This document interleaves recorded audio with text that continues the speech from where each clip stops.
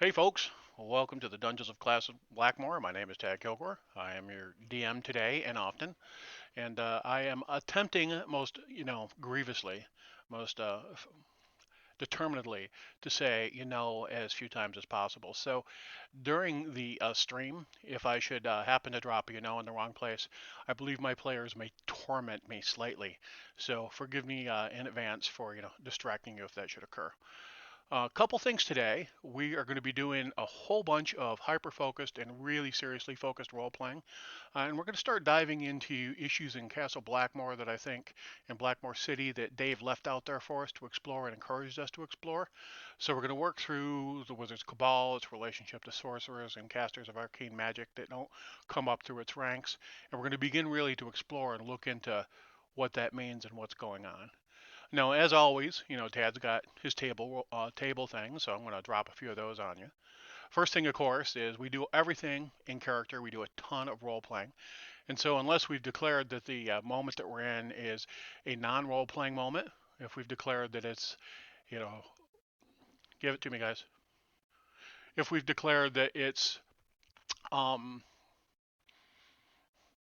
about character interaction or non-character interaction, you'll see that. So assume in most instances that any interaction we're going to do, any communication we do, is in character.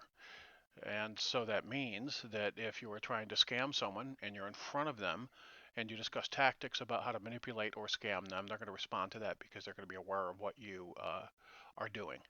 Secondly, one of the things I do with dice is we have a dice tower here, and that allows the dice to be rolled so players don't necessarily understand or see their responses. They don't see the actual physical roll in many instances, and that allows me to describe what they know. And that way they role play and respond to the description of the environment, not the mechanics of the roll. Now, things like your initiative or your saving throws, those things are yours and you make them. Your to hit rolls, you make them. But skill checks are really the thing that I like to have drop down into the tower because that lets me provide information and then the players have to piece together the results they get to get context on the rolls, and that creates really good role playing moments. So, all that being said, let's take a quick moment to have the players go around and introduce themselves and talk a little bit about who they are and their character, and then we will get right into it. Let's see, Matt, would you like to start?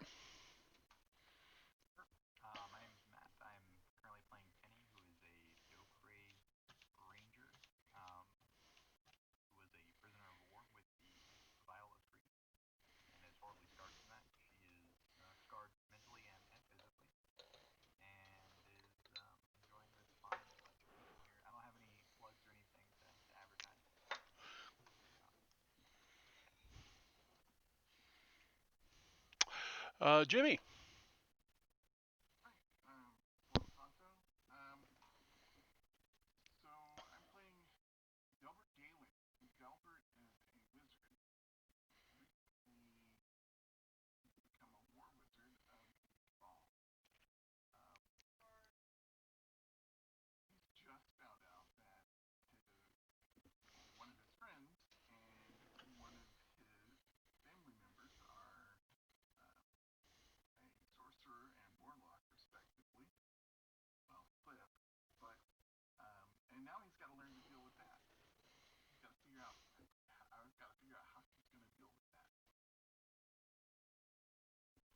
I think that makes good sense, and that frames really what is in front of him today. So, Jen.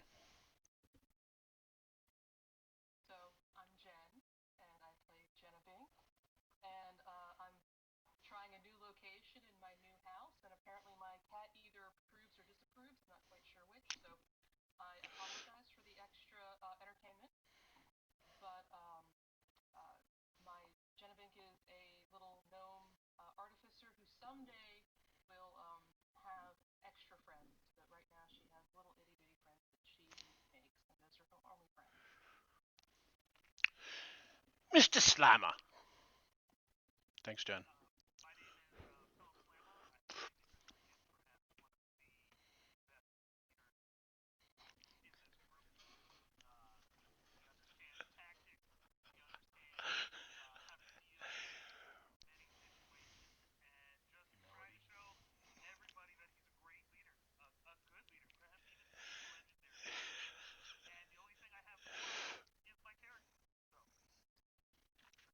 Awesome. Quick recap for everyone. Last week, our players came up from the depths of Castle Blackmoor after encountering a group of rats that had gained intelligence, and they passed out through the gates and were met with the gatekeeper and the Kamasti elves that serve as wardens. Spoke to them and shared several things. There was a concern that Idris the Great, I believe is the moniker he prefers, but there's a concern that Idris may have been tainted by some sort of foul arcane magic, and they're working through that as a group. There's also concern over, well, not really concern, but one of the rats that came with them that they brought back out has lost its intelligence, which they had predicted to the players as they were interacting with the Rat Queen and some of the other rats. So he's now a normal rat, and they're trying to figure out kind of what's going on with that. And of course, they were met by Frida Galen, who is Delbert's mother, and she was so glad to see that he came out. But one of the things that really surprised the players is 2 months had passed from the time that they had descended. So there had been a big jump in time. They only felt they had been down there about a day, day and a half, and all of a sudden 2 months have passed on the surface. So there's this discontinuity in the flow of time that the players are also sort of working through. And the players went to Galen Manor where they were invited for dinner, and Jenna Bink's parents had been invited and they were being sent for and brought by a carriage. And the players had come into the Great Hall and had met with some of the members of the Galen household, and Delbert had gone upstairs with his sister who wanted to talk to him. And she had shared a pretty profound secret with him that we're going to act on a little bit. Before we dive in completely to the role playing, a couple things I want to show everyone. This is the City of Castle Blackmoor map, or the City of Blackmoor map that I've been working on. And what we're looking at right there is Galen Manor, in the ground floor for Galen Manor. And you can scroll out and see I'm not done with it, but I wanted to share the components that I have. What I've done is I've taken Dave's original maps from his first edition campaign and extrapolated them based on the feedback that was in the third edition of the rules. The third edition of the rules actually never did a map of the city. It was something that I think Zeitgeist really wanted to get around to, and we talked about a little bit, but we never got there. And so this is that work myself, totally Tad's interpretation. But one of the things that I very much tried to do is I worked through it. There's the University of Blackmoor, and here are the temples, including the one of a deer. But here's Galen Manor itself. So one of the things that I'm doing within, and Galen Manor isn't completed yet, but one of the things that I'm doing within Galen Manor and within the map is I'm going to house the buildings that we're going to be in a lot. So we're going to have that available also. So the party had come in through the front, and they didn't have horses, but if they did, they would have been stabled there. And they had been escorted into sort of the west wing of the manor, which is where parties are conducted and some business is done. And this open chamber had been taken into the parlor. This room down here is Frida's solarium. It's where she meets with other lady friends and guests. And they're going to have dinner in this room over here. And we're going to have a ball at some point, I imagine, over there. And that space is for dancing and things like that. All right, that being said, Delbert is upstairs. And his sister, Megan, has just shared something with him. And I'm going to drop right into character with her for you.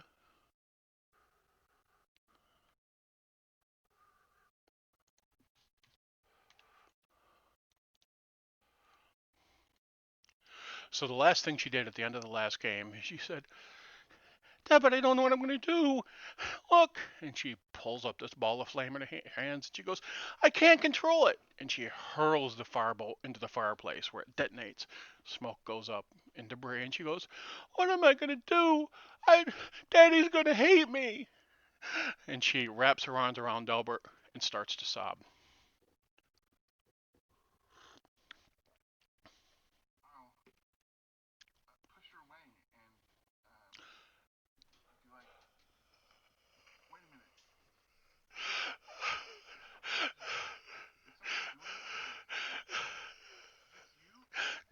I, I, I started to get in trouble at school, and I was arguing with somebody, and all of a sudden they became like my friend, and they did what I said.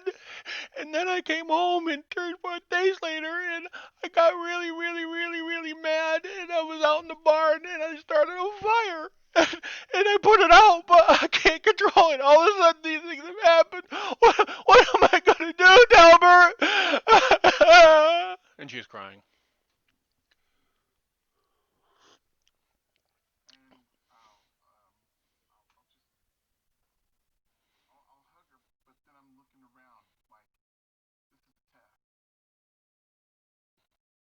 She's so go ahead, drop a perception check into the tower.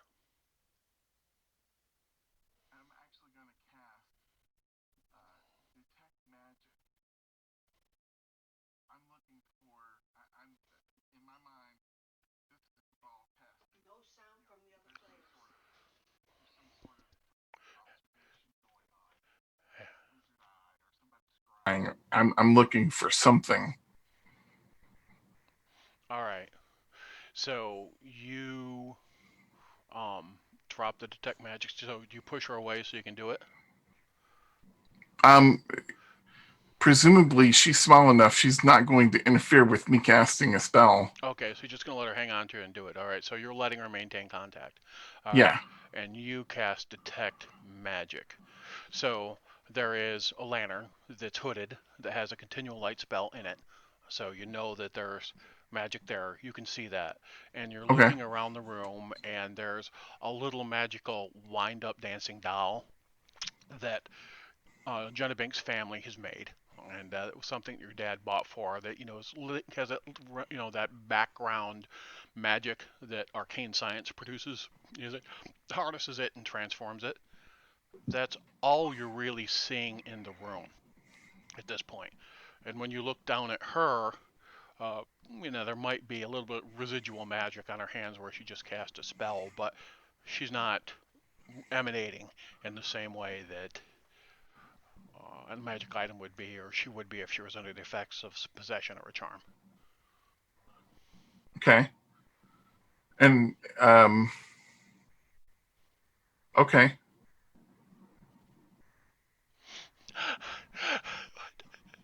Is the cabal gonna take me away? Am I a sorcerer? Am I bad, Delbert? Am I evil? I didn't think I was evil. I mean, sometimes I can be mean to the other kids when I go to temple school, but I didn't think I was bad. Am I bad, Delbert? Oh, am I gonna go to hell? Is hell gonna take me away? And she's almost hysterical. You can tell that she's been holding this inside of herself. And you hear somebody with that perception that you made an investigation check. Uh, Yeah. what's your what's your passive perception? Um 14. There might be somebody in the hallway. You thought you heard a noise, Okay. and she's sobbing, making noise, crying. Don't worry. We'll figure out what to do. Um I didn't tell anybody until you got home, Albert. I couldn't. I, I, I, Mama, I don't know what I should do. And Colin's all about business and stuff, and he wouldn't know what to do, and I don't want to upset Daddy. I waited for you, and I can't tell Robert. Robert, no, he never keeps any secrets. Nobody knows? Just you and me. And Asa, I think Asa knows. She's one of the maids, and she asked me how the fire started, and I couldn't. I just didn't want to talk to her, and she got this look in her eye like, what's going on here? But nobody else knows. Nobody else. I mean, the fire thing everybody sees, but when I make somebody friendly towards me, they don't know. They don't necessarily know. They'll get mad at me after the fact sometimes, but they don't seem to know it's from me. So, and go ahead and make a arcane check, arcana check.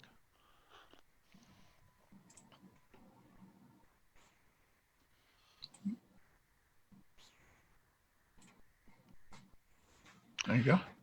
You think she's describing friends. You think she's describing the effect of friends, and visually you know that was a firebolt. I mean, there's no doubt in your mind that was a firebolt. That's not a cantrip that you learned, but it's a cantrip you've seen young wizards cast beside you. Sure, So, sure. and it was one you were shown how to cast, but you didn't choose to take that for yourself.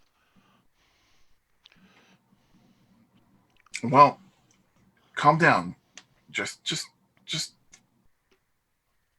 stop crying. Okay, okay, I'm glad you're here. I've been so scared. And I'll lead her over to the bed and sit her down and sit down beside her and say, "Well, look, just because you're doing this doesn't make you bad. It, But doesn't the law says that sorcerers are bad and they do bad things? well, you're still young enough. Maybe there's something they can do. Maybe they can maybe they can block it so that this doesn't happen anymore. You can just stop doing it. I, I, if I get really mad, if I get upset, I can't. The fire starts and I don't know how to stop it. And if I really want something from somebody, it just sort of comes out. I can't. I don't know how else to describe it, Delbert. So, so I come home and I want pie. And I really want pie, and it's not cooled yet. And Mary doesn't want to give it to me, and all of a sudden she smiles and she says, "Of course, Megan," and she pinches my cheek. She doesn't pinch your cheek. She's mean, but she gives me pie, and she gives me milk, and then she got so mad at me afterwards. I don't know how to describe it. She's just, I don't know if I know how to control it. I almost burned down the stables.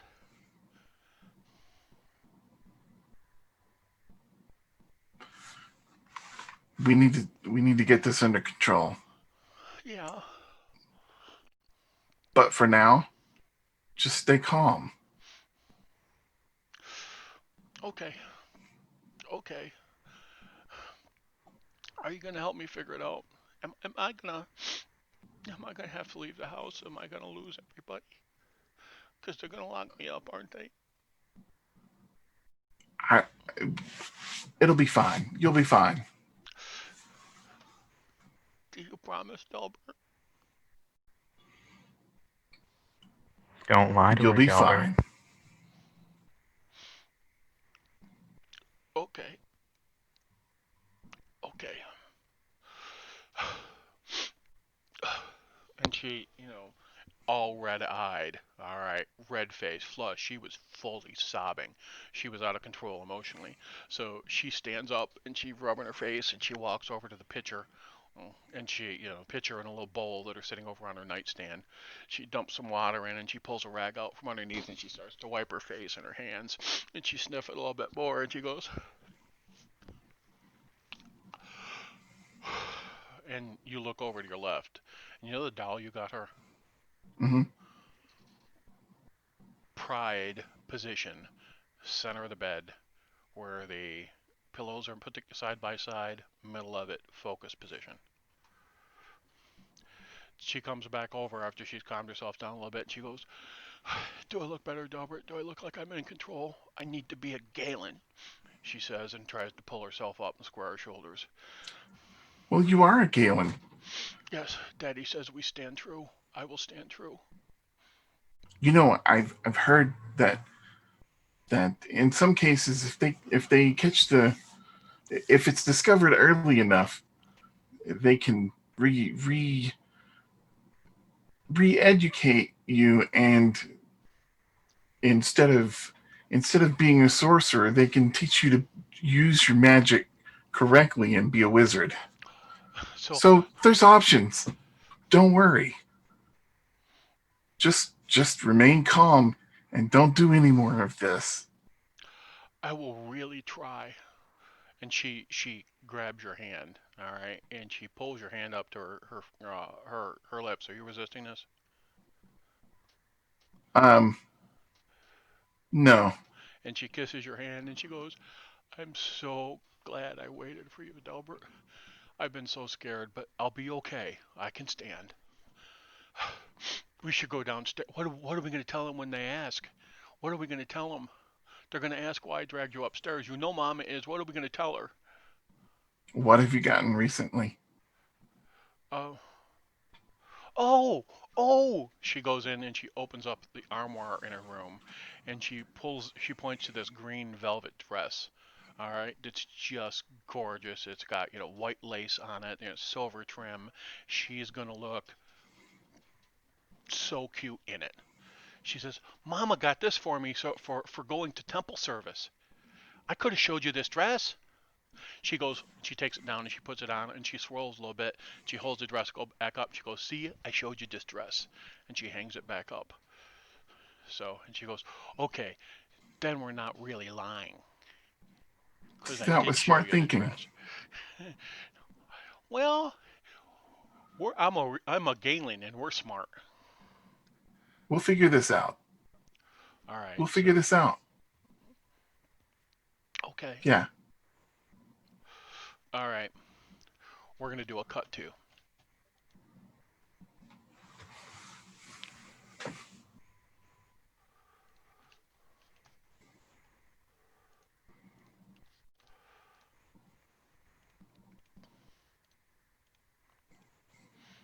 You were downstairs, all right, and you were in the parlor, and they have a harpist playing, and they have different servants bringing food in and out, glasses of wine, cider, whatever you want, milk, goat's milk, buttermilk, just anything you request, they will come up with for you. And all of a sudden, you hear your father's voice chattering in the hallway. He goes, "Is she here? Where's my girl? Where's Jenna? Jenny Bink? Jenna Bink?" And he comes around the corner and he sees you, and he opens up his arms and he runs towards you, and he Uh, wraps oh, Papa, Papa. and he wraps you in his arm and he steps back and he looks down your shoulders. "You were gone 2 months." And you can see your mother walking up behind him, and your mother's, had her hands in her muff and she's pulled, it out, her hand warmer, and she's just standing there watching the two of you. And he looks down in your eyes. He goes, "You have been gone for 2 months. We were convinced you had been slain. I was concerned that my dearest little precious girl had been killed by some foul thing down in a dungeon. I have to say, it is most wonderful to see you, and I feel that a kiss is in order." And he proceeds to place 3 or 4 very rapid, soft kisses on your forehead. "It is good to see you." And of course, the Galens who are Uh, present are, "Emma, this is quite interesting." So they're watching you with sort of a amused look. And Zola walks up and And she hugs both of you. And you are all sort of facing you're all sort of facing each other with your foreheads pressed together, and then your parents step back and they. "So," your mother says, "tell me about the field research you are prepared to deliver. As I understand it, there must be many, many, many interesting things that are below." well, oddly enough, while it might have seemed to you as we were gone 2 months, we were only, to our perception, gone for a few hours. So that by itself is its own paper. And then on top of it, I found all of these arcane Jenna, scribblings on the various. Uh, Jenna, uh, what? you're not supposed to discuss these things. You made a promise, remember? Well, Time but this is dilation. the academic research. Technically, the time moved outside here as well. So, and the fact that she's able to talk about it means the geese didn't interrupt her. So she's in the clear. That's, So Baguni yeah. says, "Oh my." Unfortunately, Delbert was probably still upstairs with his sister when this happened, but Oh, sorry. that's Sorry. okay. That's okay. Um, it's The reminder is good though because Wow, his voice carries from upstairs. Right? right. All right. We will assume then that Jenna Bink has made an intelligence check. All right. And that she suddenly realizes, "Oh, I kind of did say I wasn't going to share this with everyone. Whoops, whoops, whoops, whoops, whoops, whoops, whoops, whoops. Oh my goodness." All right, so that's what we're going to assume. But your mother says, "Oh, Yeah. Time dilation? Oh, this is quite interesting. I remember we attempted to do a study where we measured the length of time it took for a feather and a ball to fall when they were in direct proximity with and imbued with the stone of Blackmoor, as opposed to objects that were more distant or insulated from it, and we discovered that there was a slight incremental shift in time. And your father goes, oh, yes, yes, yes, yes, I remember that exact sort of study. Perhaps we could give you a field kit to test when you are down below? And I can certainly reflect upon that as a citation in my work when I publish it. And let's see, while I can't reference I can't tell you about all the things. I have to first clear them with the appropriate authorities to, vet my papers. But I have like easily 5 different academic papers. It will be so wonderful, and we're going to go back, and I'm going to get more information about all the things. This will make your career. The publishing from this will be outstanding, says your father. And your mother goes, oh, yes, yes, yes, I believe this will be more impactful than even the human pleasuring devices you provided for their females. Oh, speaking of, not that kind of tangential to that, I've learned how to, I think, apply magical effects permanently, or at least semi-permanently, to objects. Tonight, So, when I have a little bit of time after this party, I'm planning on trying to turn a piton. as a side note, when you said that I have to clear this, your parents immediately switched to Gnomish. Ah, All right, they fantastic. immediately shifted to Gnomish. All right, I will do. which I will do likewise. all right, and you know your parents well enough. That's them going, oh shit. I don't think switching to cover for you so you can continue the conversation. All right, go ahead. I will do likewise. Um, it's been like a month out of character, so I apologize. But anyhow, but yeah, so I'm going to tonight when I have time after this party, I'm going to attempt to add magic detection qualities to a piton, and I think it'll work. I think it's going to be great. Darling, she can infuse! And Paguni goes, oh my, she's making her first infused items. I'm so proud. And the two of them gush a Wait, little bit. wait, this isn't new. Uh, This isn't well, new. I thought this was like new. oh, absolutely. The manifestation of arcane science through your will and through the skill set you develop, this will be distinct and new for you. But, you know the teapot that I have that always heats up? Yeah, I thought that you actually had a Wizard of the Cabal possibly add a permanent effect to the object. No, no, no, I imbued it. Oh, Yes, yes. well, I don't think I can do that. And your mother says, darling, darling, each of us who chooses the path of artificer is able to do things that others are not, but its expression is a pure manifestation of your own genius, and the things that you do are that we have done in no way diminish the work that you do. No way. So be proud of what you learn and discover. I have no doubt you will surpass your father and I, because we chose to stay as close to academics, and I don't think that is within your heart. You will wander. Delbert walks through the door, I will holding his admit hand. Go ahead. I will admit that attacking things and battling things was invigorating. I could feel my adrenaline increasing. It was like learning something for the first time every time I hit something. Paguni says, benchmark, benchmark, benchmark. You must understand the impact of adrenal strikes. You must understand that when there is a spike in your internal limbic system that can deform perception and cause irrational thought to erode, that must be mastered. And your mother goes, no, no, no, no, no. One must embrace and transform that energy. And they begin to have this awesome academic argument over whether or not adrenaline spikes decrease or increase your capacity to respond to a specific challenging environment. And I will watch the academic ping pong and just eat popcorn while I'm doing it. you might have seen this happen before with the two of them.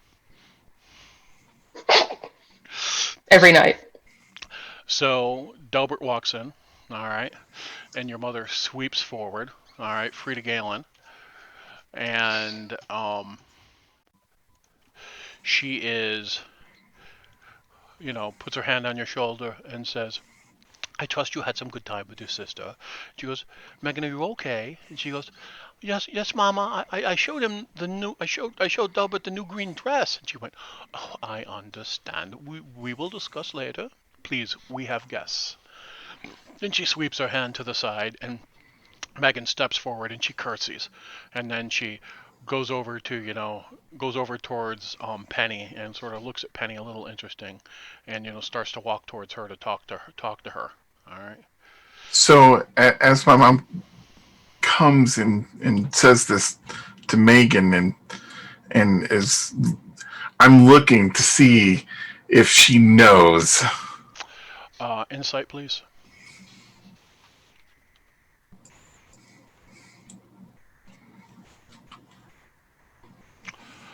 You believe your mom has a suspicion that something is going on, but it doesn't. You can't really determine if she knows exactly what's going on. If that makes any sense. Okay.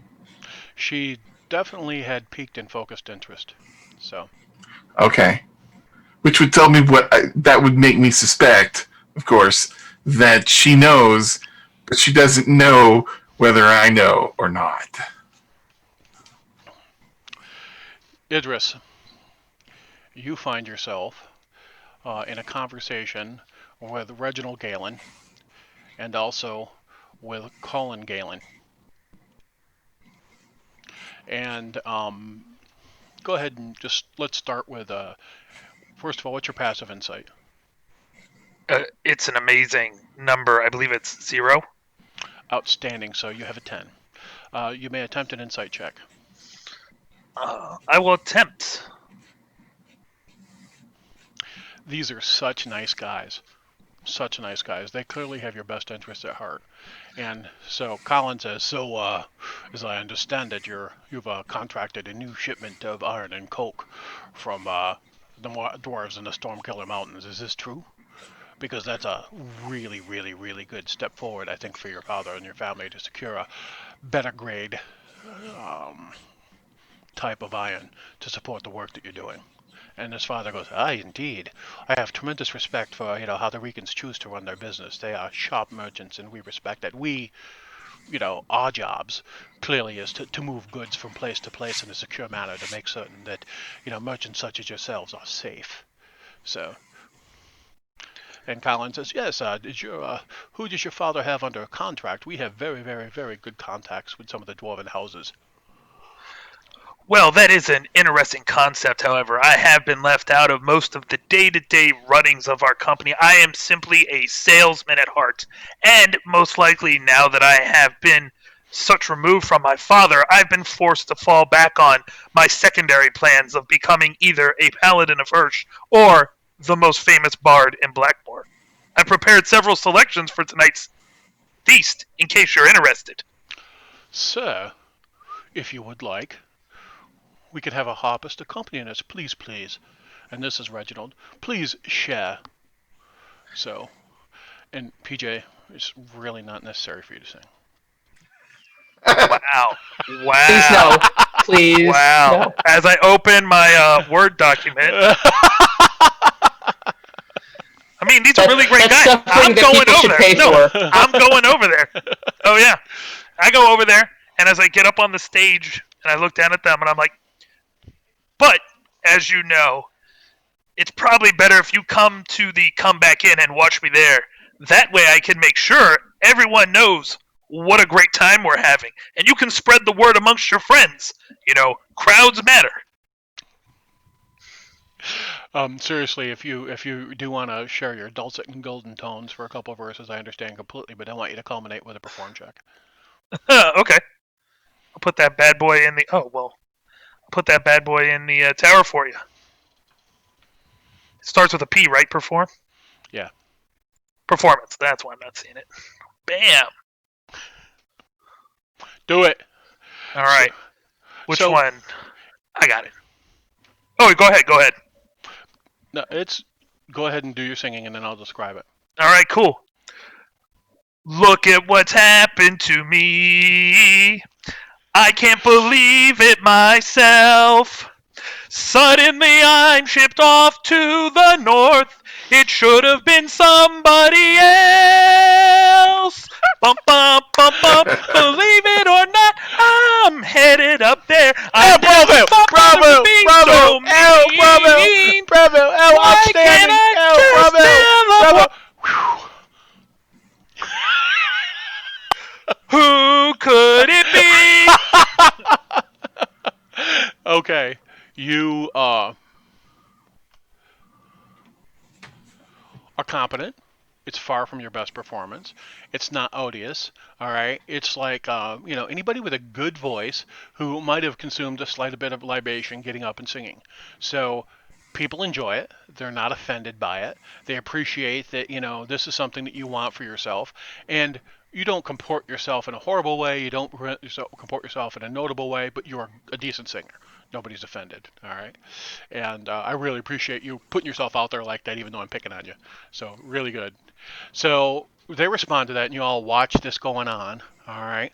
And Penny, you're standing there, and people are moving around, and Megan walks up to you, and she kind of looks at you, and she goes,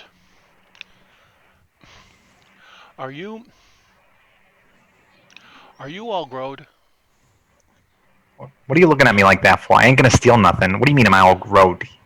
No, have you grown up? I mean, so I know, I have never really been around it to cry, and she hasn't. I mean, she seems sincere. And are you an adult, or are you still little? How fast do you grow? I mean, I've studied a little bit, and Delbert, you're one of Delbert's friends. I'm sorry, I didn't mean to be mean to you. I really didn't mean to be mean to you. I'm sorry.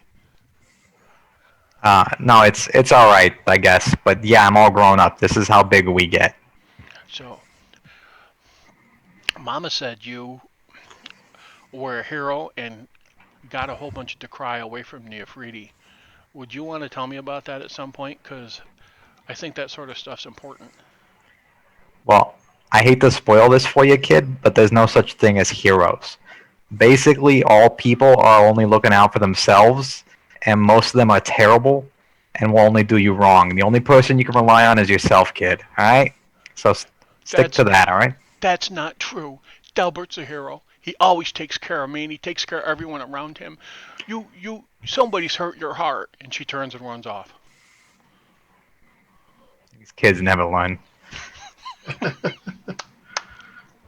So, the Delbert family is being tremendously gracious. They're all engaging you. Idris, Colin, and Reginald are talking to you at length, and I want the other three of you to make a insight check for me into the tower.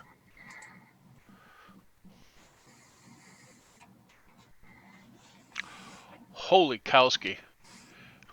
All right, Delbert,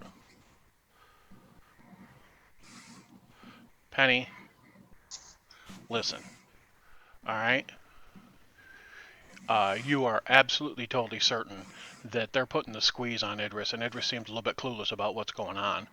Delbert, as you're listening to it, your dad and your brother are attempting to mine from him whatever information they can get about some negotiations his family's carrying on with Uberstars and securing access to the highest quality grade of iron and supporting materials.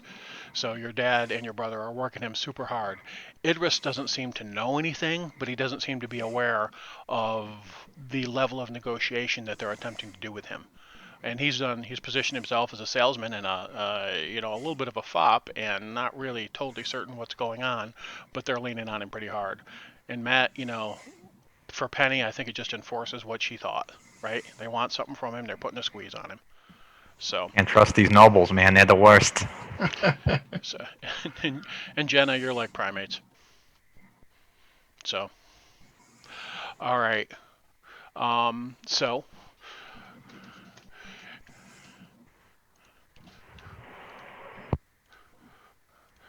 this guy comes rolling in and tells you that dinner is served. It's Ebenezer. He's like, if we would retire to the dining room, we have prepared your meal. And so they bring it in, and there's different folks rushing in and out. You know, Oh Mary my god. brings you some Ebenezer, food, why are you looking at me? I'm not gonna take anything. and Freaking Asa humans. brings you some food, and Asa's clearly half Alvin.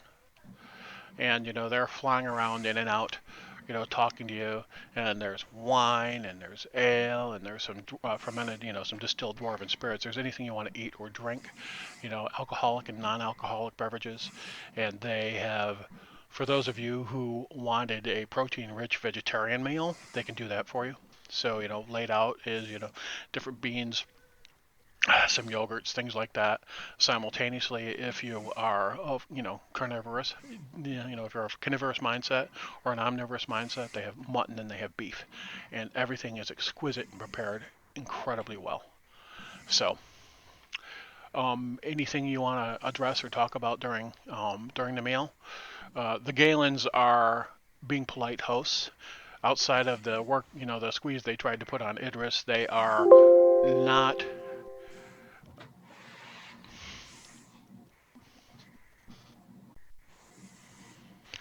not asking you pointed questions about what you did when you were down below.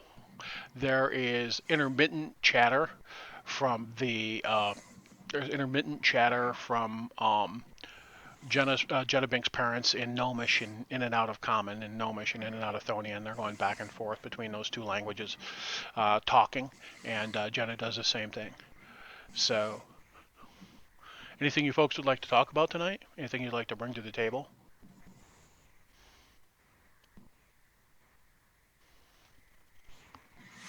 What does Jenna is making No, go ahead. Go ahead.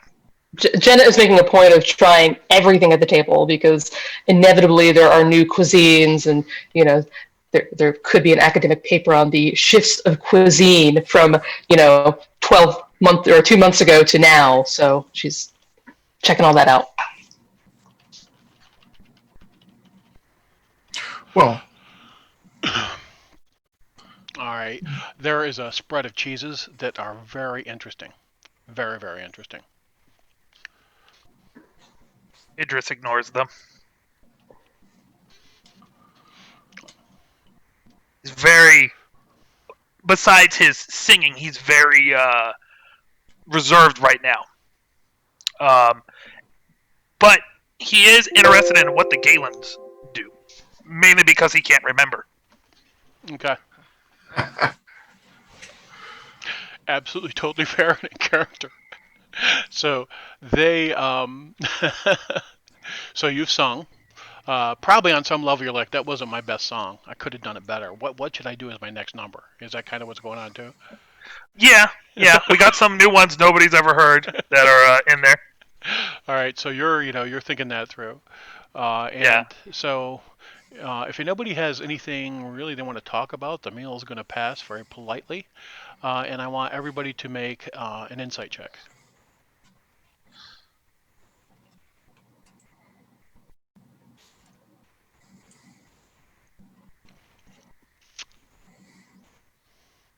Okay.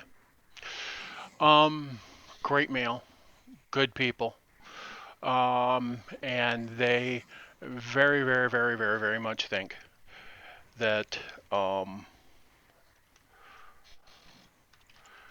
you are their friends of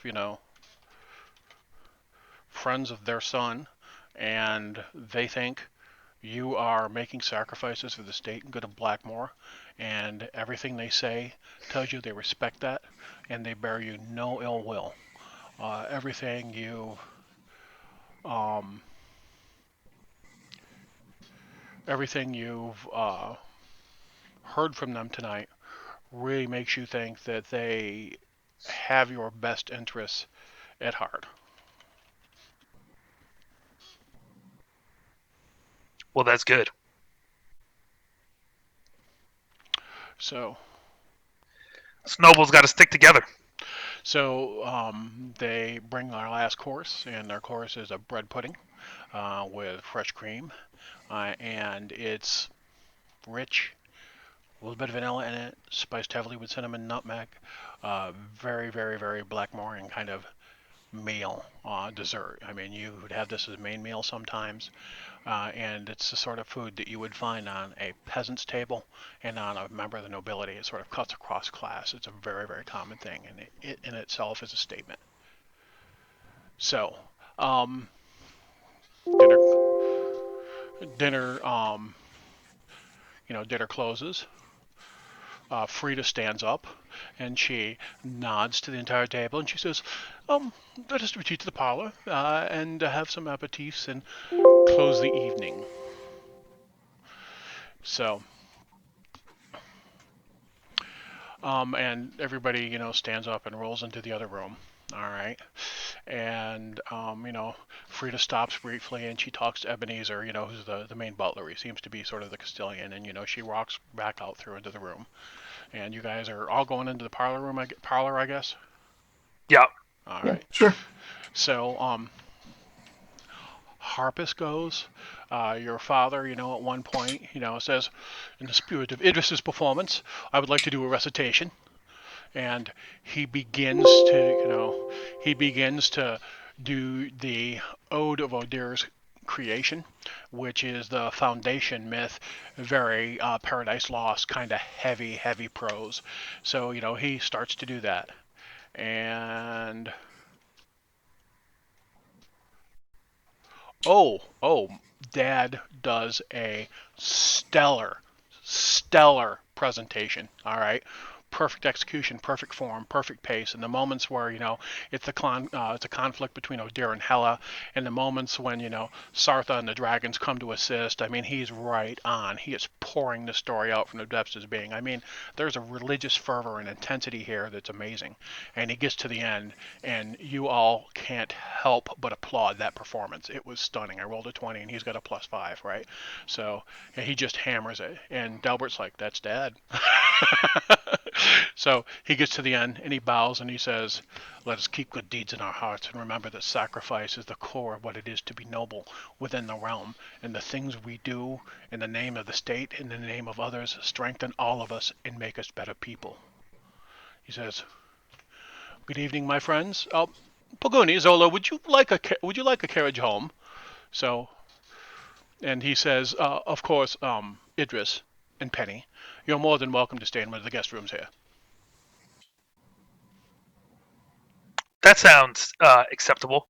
I did enjoy your recitation of the creation myth. I've also had my own creation myths.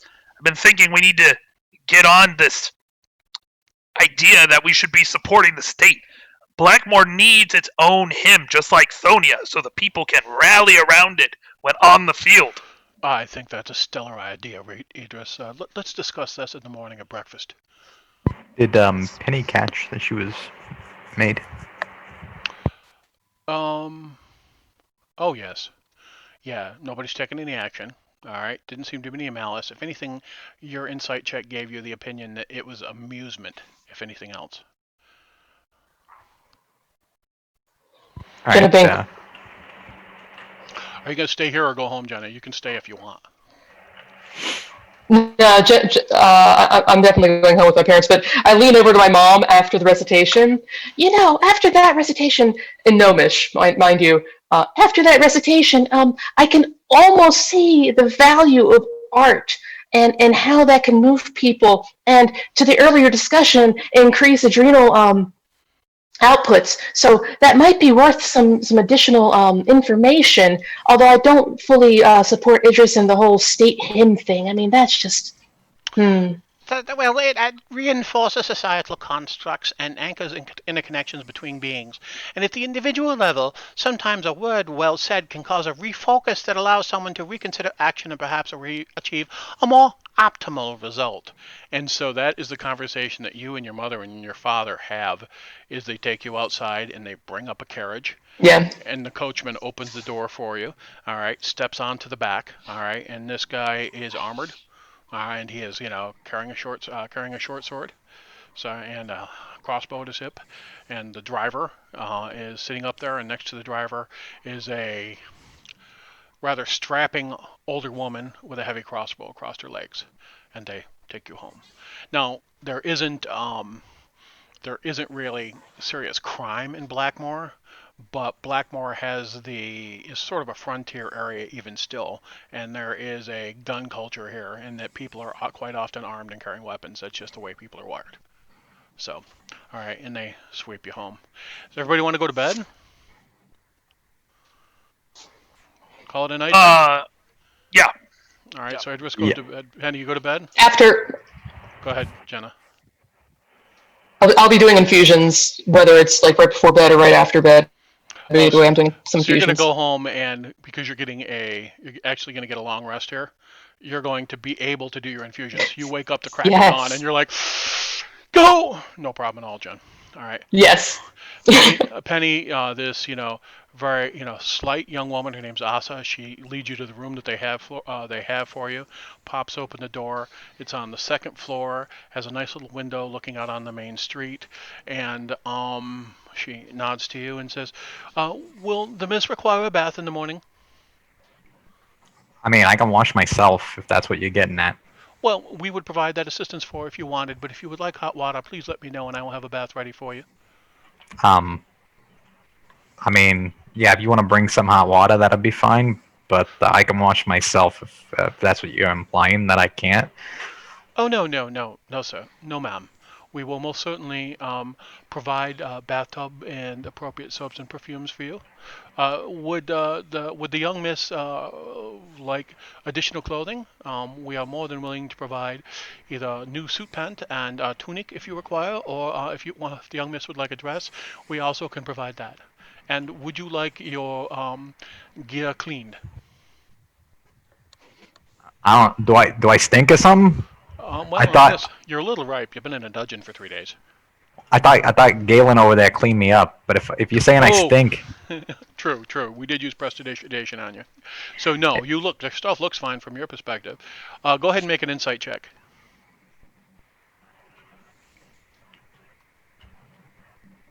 You don't think she's trying to be rude. You think she's just running through the checklist of things that she has to ask you as part of her job. um, okay. Well, I appreciate the stuff you're trying to do, maybe. But I'm good.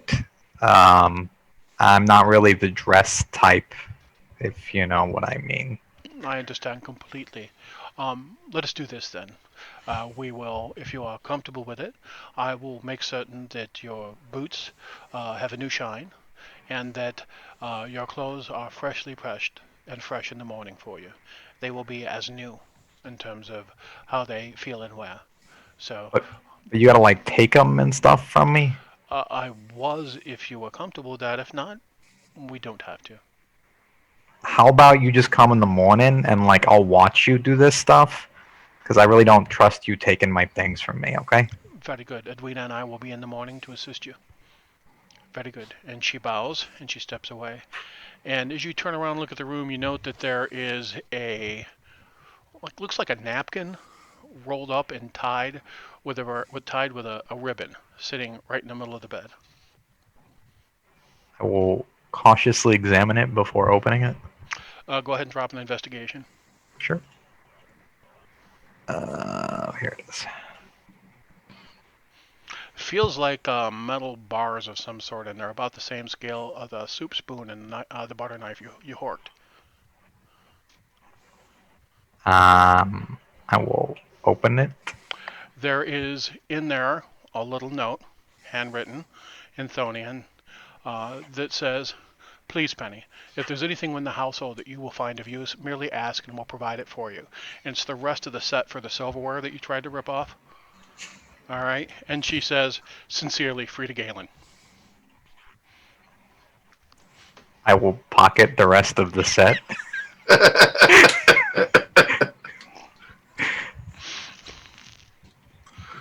These Galens are very giving people. Let's see what else I can take. I mean borrow from them and their generosity. Very good. So, Idris, and they bring you into the room, very polite. Do you want a bath in the morning? Do you want your clothes pressed? And so you're Yep. kind of used to Check this. off all the boxes. So where I think Penny's like, "What the fuck are you after?" You're like, "I want to shave. I want na na na na na na na na. I gotta have my first tea at one bell after sun." That's kind of you, right? They're like, "Very good, sir. Very good, sir. Very good, sir. Very good, sir." Yep. So you're getting like the full manicure pedicure in the morning when you wake up. Basically, is what you're after, right? Yeah, I'm not paying for it. Not a problem. All right. You gotta get what you can. So we're gonna stop out of real-time role playing for a little bit, and let's see. Actually, we'll drop into breakfast in the morning. So you guys wake up, and you all get the services that you've requested. Delbert, you have a body servant called Adrian, who is glad to see you back. All right, and he's worked for your family forever. He's in his mid 50s. All right, and when you wake up, he's there to help you dress. He's there His to name help. is Adrian. Yes, Okay. and he's um, just a genuinely kind and sincere person, right? Enjoys you. You've shared secrets with him. He has never betrayed any of your secrets. He's just a genuinely um, his job is to take care of you and give you a confidant and not betray your trust, and that's who he is. So that's who he's been. So he helps you get dressed. He helps you groom. And it's nice to not have to do this for yourself. I mean, you know how you're trained as a gentleman, but this care just is familiar. It means home. So he works you through all of that, prepares you to go downstairs. Idris, like a fucking machine, all right, they drop a SWAT team of about 5 people on you, and they boom, all right, and their goal is to get everybody ready and downstairs at about the same time. All right. So where Delbert, is hearing things about, oh, we're trying a new bread recipe, blah blah blah. Your mom and dad have been doing this. He's hearing that sort of stuff. You're hearing, they're like, assembly line, and you're Get right. that NASCAR team on it. You got it. That's what Gotta it get is. out of the pit lane. So, and Matthew, the two gals come in, and they, get the hot water for Penny. They drop a curtain, so you can get in there. They ask you to hand the clothes out. All right. They said, would the young miss like to watch us clean her clothes? Yes, I would. So they open the curtain back up once you're in the water, so they protect, they respect your modesty. All right. And they brought in a wash tub and a little raw wood stool to sit on it, and some scrubbing boards, and a rack to put the clothes on. And, they go right to town. All right. And, they get the clothes done and they put them over top of the drying rack, and the gal touches the end of it and she says a word, and the clothes get dry very quickly. So, and she says, does the young miss require assistance dressing, or are we able to leave now, ma'am? Now I can dress myself. And Penny will just be standing there. She's not going to use any of the amenities that we're given. She's just standing there stark. She has no shame. Yeah, no problem. So she climbs out, right? She's like, yeah, I'm Yeah. good. And Yeah. she's so they've left perfumes for you, they've left cosmetics for you, they've left some oils. All right, the same sort of thing that a Thonian noblewoman would use, and you've never seen some of this shit. You know what I'm saying? But they Does leave it it does it for look you. expensive? Uh, It's also going in the bag then. no problem at all. No problem at all. It's probably about 5 gold pieces worth of cosmetics. All right. Okay. I'm imagining like the Penny YouTube, like normally you get the YouTube where they're doing the makeup tutorials, and Penny's like, and this looks to be about, 15 gold bag, 5 Pretty, gold bag. pretty much. I actually have a little Galen robe. The little bathrobes. I've already stashed away too. I got a Get couple the of those. towels. Get the Yeah, towels. got the towels. They're in my bag as well. They've got a Okay. little G embroidered on them. Out there for chat. These people are so much fun to role play with, just so y'all know. All right. So, I think you're all ready about the same time to go downstairs, and you all go downstairs for breakfast, right? So, and um, your mother and father greet you. They have already, Delbert, they greet all of you. They've already eaten. All right.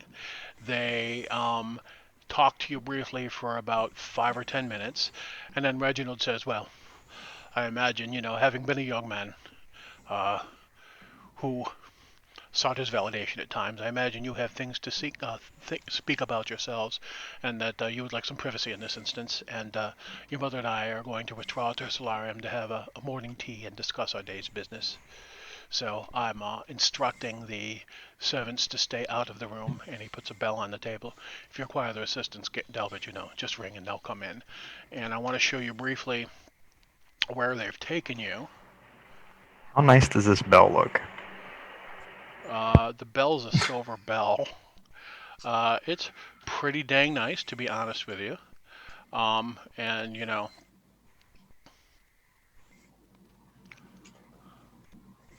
And Penny is definitely eyeing this bill, but is around company right now, so it's going to So be.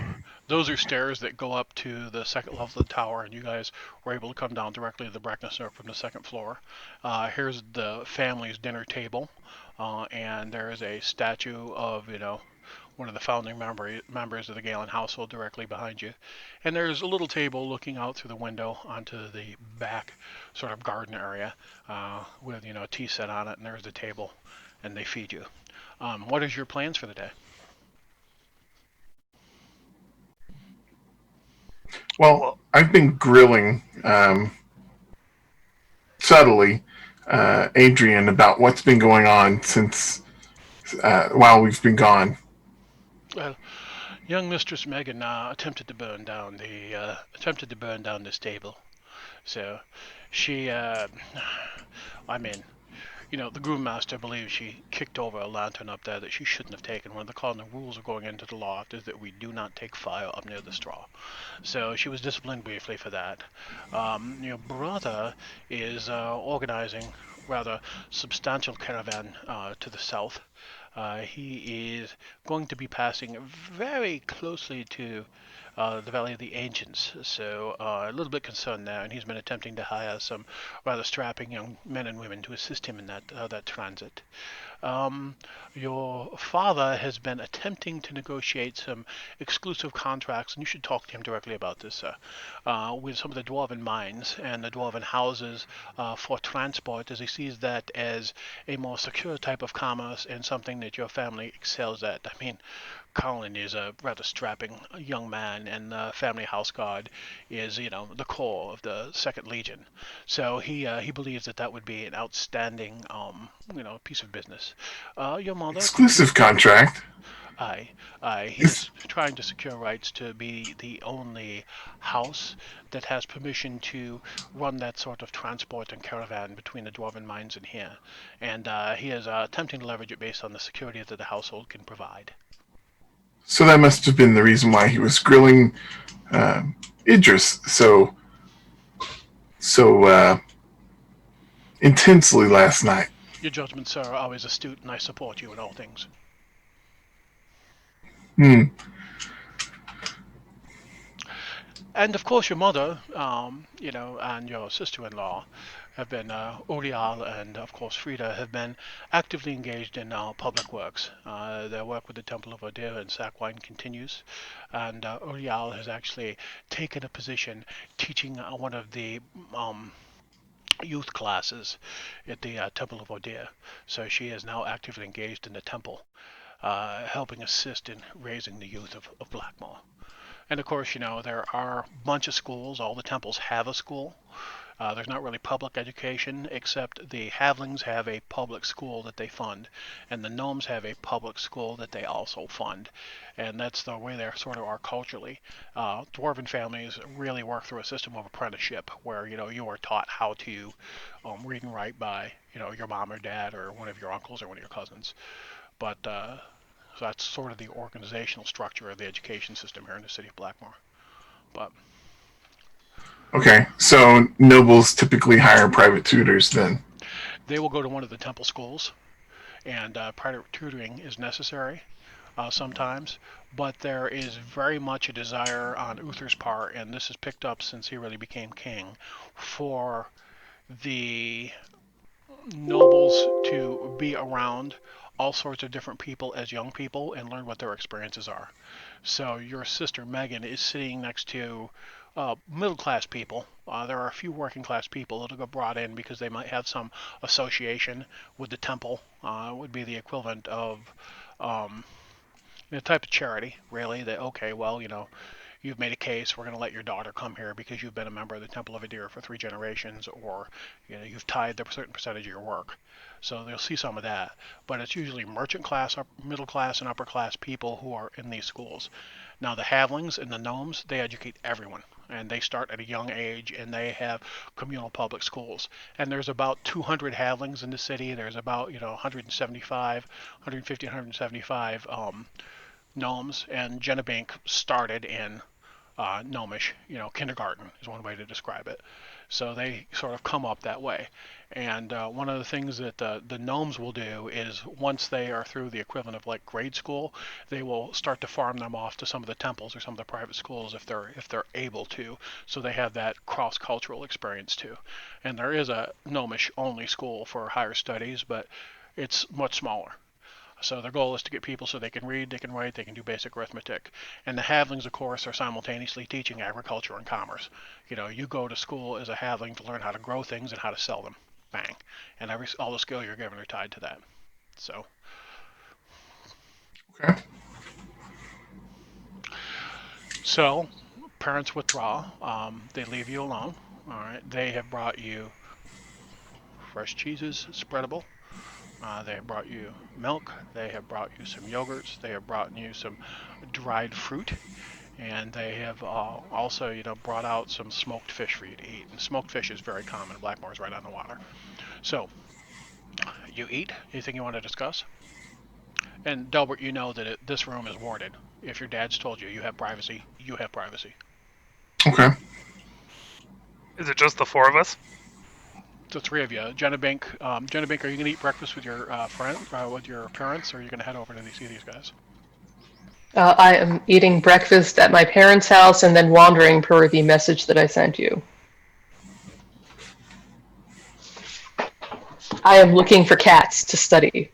Whether I look for the elusive, crazy cat lady that Penny noted the other week, or if there's a zoo anywhere that Jenabink would have a reliable way of studying cats. First of all, Jen, thank you so much. Secondly, sort of as an in-character response, we're going to work through that kind of separately. There isn't a formal zoo, but there are a number of menageries, and the menageries will show up in the marketplace intermittently and show off things like, it's a basilisk when it's a guard drake. You see what I mean? So you'll see different animals that way. So you'd probably want to go there and see if anything specifically was here. So we'll do that a little bit later. All right. We can hand wave that, but eventually, unless there's something other kind of message thing that happens, Jenna Bink will plan to go to the manor around lunchtime. So. Okay. Do your parents know where you're going? Yeah, I would have filled them in. Oh, and I'm going to. All right, so you tell them you have to do field research about felines, and they provide suggestions, and you go off. All right. Yes. I need to find ways to eradicate vermin, and I believe that nature has created cats and felines as a very efficient means of doing so, and I plan to replicate and build and improve upon that. Well, your father says, well, very clearly, force equals mass times acceleration, and your hammer is outstanding in that regard. And your mother goes, no, you must focus the point through. You must focus the force through a specific point to add penetration power. And then they begin to argue versus spear and hammer. And you carry a hammer, and you cause a spear because you heard this shit before. You know what I'm saying? So anyhow, they send you off with some advice. So the table, the three of you. You think Jenna's going to catch up with you at noon today? You're not totally certain. What would you like to discuss? Well, Penny, how was your all expenses paid night here at Galen Manor? Did you take advantage of the amenities? I don't know what you mean by that, but yeah, I had a shower and stuff, and I guess the food's free. I'm kind of waiting for a bill later. A bill? Please, that would be gaudy. No bill. I don't know, is that like religious or something? What do you mean by Gotti? Good one. Yeah, that was a joke. Yeah, no, so far it's been alright, I guess. They haven't tried to, like, sell me into slavery or nothing, so that's good. Well, I mean, it's not like you were sold into slavery before, you were kind of pressed into it. Yeah, why don't you do that thing where you don't talk? You do that a lot better when your mouth's, like, not moving. Well, I'm just saying, facts matter. Yeah? So yes. You tell them everything about your family last night when they were squeezing everything at you? See, that's the best part. I actually don't know what my family does, and that's why I'm out here in public. Oh, their family is smarter than you, I guess. Well, we all have our uses. Oh, okay. Well, you seem to have done a really good job last night telling them everything you don't know. I'm very proud of you. So far, this experience has been enlightening. I guess this is how the rich people that own slaves live. So Oh, it's good to see that all the hard work of the poor and impoverished is allowing these people to have such fine wine and cheeses in the mornings. Petty, you have not seen anything yet. The lifestyles of the rich and famous, you haven't even opened most of the doors in this mansion. We should go on a tour after breakfast so you can see the full extent of what the nobility has to offer. Actually, a full tour of the manor and all little hidden things within it might not be a bad idea later. Yeah, it's good to get your daily steps in. Yeah, Delbert, why don't you show me around the manor later? Delbert, would you like an insight check? Um, sure. I'm pretty sure that Delbert would pick up on what he's insinuating, but I'll take the insight check. You have such good friends. Okay. Um, and one of them is coming out of my pocket, and I'm going to feed him cheeses and fruit and whatever else he wants. After, of course, prestidigitating him to make him not smell like dungeon and feces and all that stuff. Very good. So, DM question: do you guys have plans for the day? What would you like to do beyond case the joint? I mean, go on a tour. Oh no, I truly want to see how their house stacks up to ours. Okay. I'm definitely headed to um, speak to some people about what I can do for Megan. What can happen? What are the possibilities and making inquiries subtly? You know what I mean? Yeah, I know exactly what you mean. So, knock on the door. Penny will be From what I understand, there's not like a wizard tower, right? There's just um, a a bunch of buildings here and there throughout the city Well, that might be used for there's various things. there is a inquisitor in town that you know of, and you've talked to, and has been a friend of yours. And his name is Vincent Nostwick, and he's here. And normally the protocol in a situation like this would be to bring it to the inquisitor, so he can make an assessment. But the minute you do that, that sets an equation. That starts a chain of events, right? So He would be definitely the last person that I would talk to. probably your best call would be go talk to the Fletch. Go talk to Fletcher William. Okay, All right. and that's what I was thinking as well. Going and speaking to Fletcher William directly would be ideal. Well, he's chair. He's actually chair the Department of Contemporary History. So I mean, it's just a matter of going to his offices, and normally his office hours are about 3 o'clock in the afternoon, about third bell afternoon, after high sun. So that there's an opportunity to go and catch him in his offices then, and he may have students there, but if you That's at the university that I go to. that is at the Correct. University of Blackmoor. You know where his offices are. You have been in there. You've taken his classes, and after you now have his direct patronage. You're one of the what are you guys exploration team number 19? Isn't that what he told you? So you have his direct patronage in terms of the work that you're doing. Okay, So I'll go and knock on his door. all right, so that's about 3 o'clock in the afternoon when he's available. All right, so Okay. when you finish breakfast, you got the morning to do. So we're going to take everybody through a tour of the manor. Your mother is. you're muted. Yeah. Yeah, your mother is so much about doing this, by the way, when you communicate it We're to here her. to see the tapestries. So, and I don't have the entire building built yet, but they have a room devoted to paintings and art. They have a massive library that's on the second floor, directly above this one, that is filled with some pretty outstanding statuary.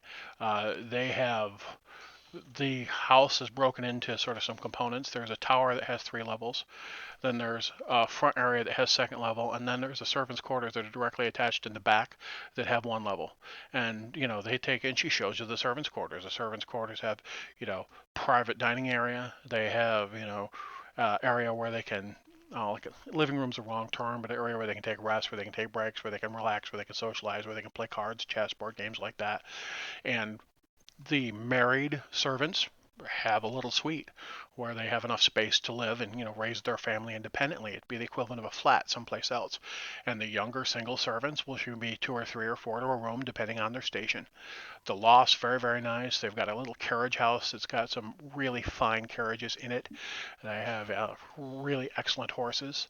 And they don't show you the individual bedrooms. They don't take you up on the second floor and show you all those components, but you've been up on the sort of the guest wing, so they show you some of the rooms, some of the things like that, and it's a little bit rougher in style than you. I mean, your family is farther south and has more direct ties to the Thonian Empire, so the design of your household is more block, right? Sort of that Italianate block with a central courtyard. All right, so it's more Florentine. It's a different type of design. This is a manor house in the tradition of a manor house, so it's as well equipped as your house. Um, Different aesthetics in play. Definitely different aesthetics in play. You would say your household feels more Thonian than theirs. Theirs feels more Blackmoorian, and that may be of design just given the aesthetics of both the houses and their proximity to the state. So, Granthonian. so, and Penny, Frida's with you. Ebenezer's escorting her, of course, and they are appropriately attentive and very gracious. While we're taking the tour, I asked them about Delbert, what he's like, his likes, his dislikes. I'm trying to make sure I understand the members on my team so we can work as a more cohesive unit when You're we're back down there. talking to Frida Galen about this? Yeah, both her and her husband. Well, Reginald's not with her right now. Reginald's gone Oh, out I doing thought business, I but got you. Frida's with you, and you would need to make a persuasion check with her to get out of anything other than pleasantries. So go ahead and make that in the tower. Sure, hang on, and I'll chuck that bad boy in there. Oh, you are absolutely, totally charming, and Delbert, she is totally buying into this Idris thing, and Idris is in perfect, exquisite, gentlemanly form. He is presenting himself as a courtier, all right, and this is the sort of behavior when you see it from him, you understand why his family has him in this role. All right, he's just spot on and presents himself exquisitely. So, she is straightforward. Well, Delbert is focused on doing right in every circumstance. In my instance, in my experience, he is just, he is kind, but he is aware of his role in relationship to the state and all of us. What you heard his father speak about is the way we commonly talk about things within our household. Now, Delbert's his own man. He graduated from the Wizard's Cabal at 18, which is a achievement of signal merit, but he is concerned with what is just and what brings the greatest goodness to the most people. I believe he will help transform Blackmoor. That the Blackmoor that he and you, as the next generation nobles, grow and evolve here will be one that is more just, more accommodating, more fair. And I have absolute faith in his ability to transform, stop blushing, dear, and make the world a better place. I can empathize with that. My own father is quite strict, and living under such uh, rules and strict settings is not something I'm used to. I feel we should be free, just like all the others here. Even if we are nobles, we are not free in the way we express our feelings or ourselves. So something Reginald believes, and I fully support him in it, is that you create space for your children to choose the thing that they value most. And if they choose to progress down the path that you have, this is wonderful. But if they choose another path, they have chosen another path, and it's our duty to support them in this. I have met your brothers and your father and your sister, and they are they are vegans. They are concerned with the betterment of their house, their status within the families, and I can tell your father would be a stern taskmaster. So, but each person must, parent as they see best. But Idris, my house is always open to you. I know you are far away from home. At any point, if you would like to come and speak with me or speak with Reginald, or I'm certainly Dalbert has arranged this for you himself, speak with him, you may. Um, you are, and she has said these last things in jail. All right. She says, you are in your period of validation with my son, his close friend, and we will give you whatever support you need as long as it serves Crown and country. Of course, we only have another 4 years and 10 months to go until we complete it. Oh, no, actually, it's actually 4 years and 354 days, real time. Didn't we just get 2 months? Oh, you got 2 months subjective, not 2 months objective. Oh, so that's how the crown plays it. I understand. Next time, you got to tell them that you spent 4.5 years down in. Down there, yeah. Yeah, real time played for them, for us. I guess the other thing I'll ask her is, do I know what, not like what she does, I know what the family does, but does she do anything specific, or is she more like a lady of the, not of the house, but like more of, She purposely, that kind of thing. She purposely doesn't know details for some of the same reasons you do. When you talk to her about business, she immediately pretends. Oh no, I'm not actually interested in. But no, I'm actually interested in like what she does. Oh, what she does? Yeah. She runs this household. She makes certain that the children are well educated. She makes, and this is something your mother does too. So for in 80% of the households here, these roles are highly gendered, and the men perform an external role and the women perform an internal role. That's not true across the board. There are some households where the woman is the external face. Um,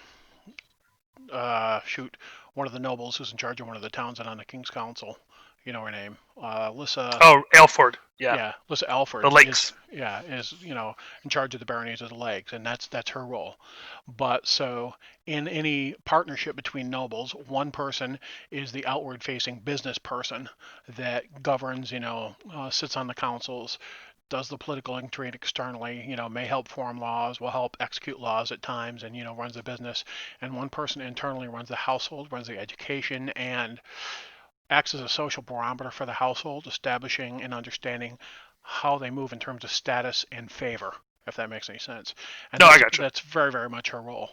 And she is astute at it. There is no doubt of that based on your cultural experience and what you're seeing from her.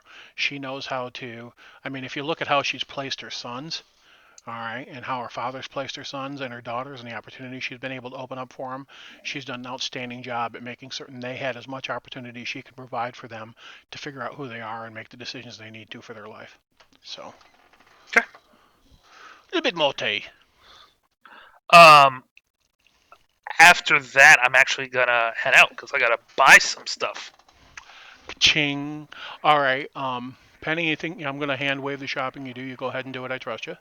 All sure. Right. What about the selling we do? So. Get that bell. Will this be so? You're gonna go take all the shit that they gave you, and you're gonna take it to your fence and move it, or are you just gonna take it and move it wherever you can?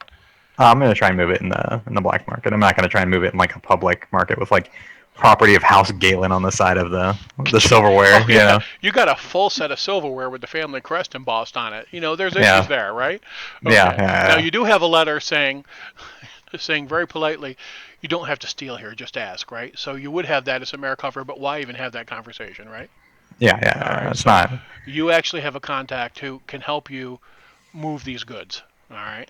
So what we're going to do then is we are going to, I'm going to assume that Jenna Binks shows up about noon. All right. And you guys have finished the tour and hanging out and having tea with the mother. All right. Jenna, Idris, Matthew, or Penny, Delbert. Delbert wants to go talk to the fetch, correct? Yes. Matt's going to his defense some stuff, correct? Jenna is going to do what? Idris is going shopping, right? All right. What do you think? Yep. Does Delbert say where he's going? No. Well, I already did my plans this morning because I had planned and scheduled, and obviously you guys were just kind of futzing about for the morning, but that's okay. I'll do whatever you guys want to do. So Penny, what was that you're gonna do? Um, I gotta go see a man about a horse. Do you know if the man would also have cats? Chance he might, maybe. Depends on the color of the coinage you have in your purse. I He don't have probably that many has. coins. As a matter of fact, the other place I was thinking about going is going to see Fletcher Williams, because aren't we owed a stipend or something for our research? Oh, that's right. They're supposed to pay us money. Yeah, you would think they would get on that. Like when we walk back in, they're like, "Hey, here's your money." But nah, that seems like nobility to me. Just do it for the good of the kingdom and all that stuff. Well, tell you what, Penny, you can ask the gentleman about cats and see if maybe you can get like a small cat. Or no, actually, no, I don't want a cat because they're too much trouble. I would rather make one.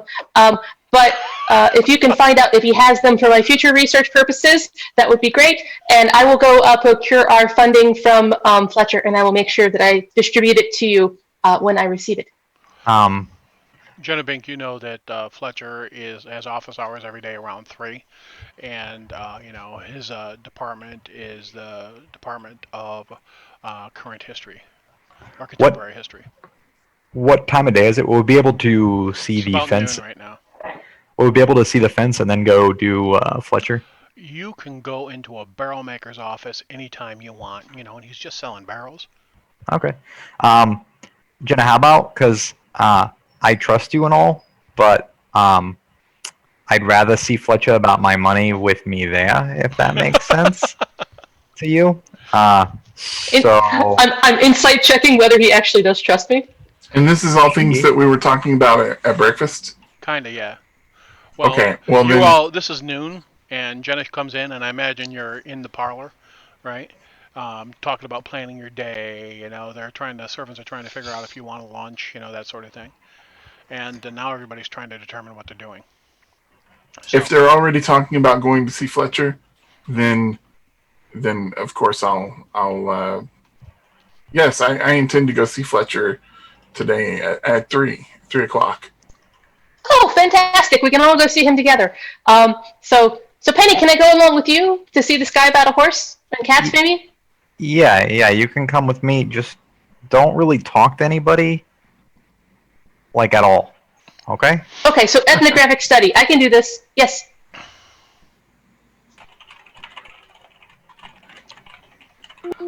I will act as a moderator and not lead on the various people that I'm observing. I can do this. I am very good at this. That was with inspiration, by the way, Ted. I saw that. Yeah.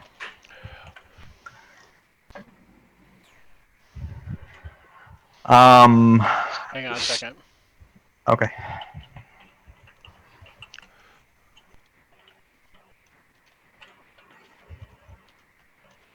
Y'all are gonna go see Elton John? Who's that? I'm not That very picture. well. The picture of the fetch is too good to pass up. I didn't even think that. The first time you popped it up, I just wanted to be like, Saturday! That's great. Oh my my God, that's He's awesome. got that. It looks like a feather boa or like a mohair suit. I'm not sure. Um, That's kind of stellar, I do have to say. what- There he is for reference. I believe that is ermine and not a feather boa, but we could call it a feather boa. I mean, So now you realize, of course, I'm going to have to listen to a bunch of Elton John interviews, and it He's should got the fall piano playing gloves on his hands. apart. All right, so The Idris. glasses are maybe a little too subtle for Elton John, but Yeah, other than that's true. that, They got to have dollar signs on them, right, or gold coins. or So, yeah, or stars, yeah. so Idris, do you want to? Do you have anything that requires one-to-one role playing, or are you just doing your Nope. shopping? Okay, cool. Nope. I just did my shopping. That's why I went out to get it. Yeah. Penny and Jenna Bink. All right. Um, Let me pull up the Blackmoor map. it's gonna be real interesting when Idris calls one of the servants later for something. You're gonna go see Donner the Red. All right, and Donner is contact of yours, and he's a quote unquote barrel maker. Mhm.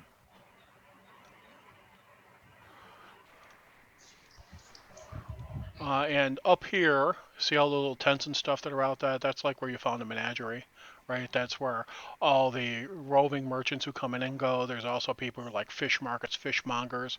So a lot of people that come in and are selling off of caravans are here, and there's a few people that have traditional stalls there, especially some of the Havling farmers. There's a lot of shops over in this area of town also. And where that little orange arrow is Donner the Red, who's just a barrel maker. That's where, he is. So, that being said, let me move this down. Oh, I guess you can see it over there. All right, so you come into Donner's office or Donner's shop, and there's a big open room, all sorts of barrel staves, wire ring, all over, and in the back there's a shop where they're making barrels. And he sees Penny, and he goes, "Oh, how's me best gal? I trust you're here to do a bit of commerce. You need something shipped, as I understand it. Is that what you're here for, Penny?"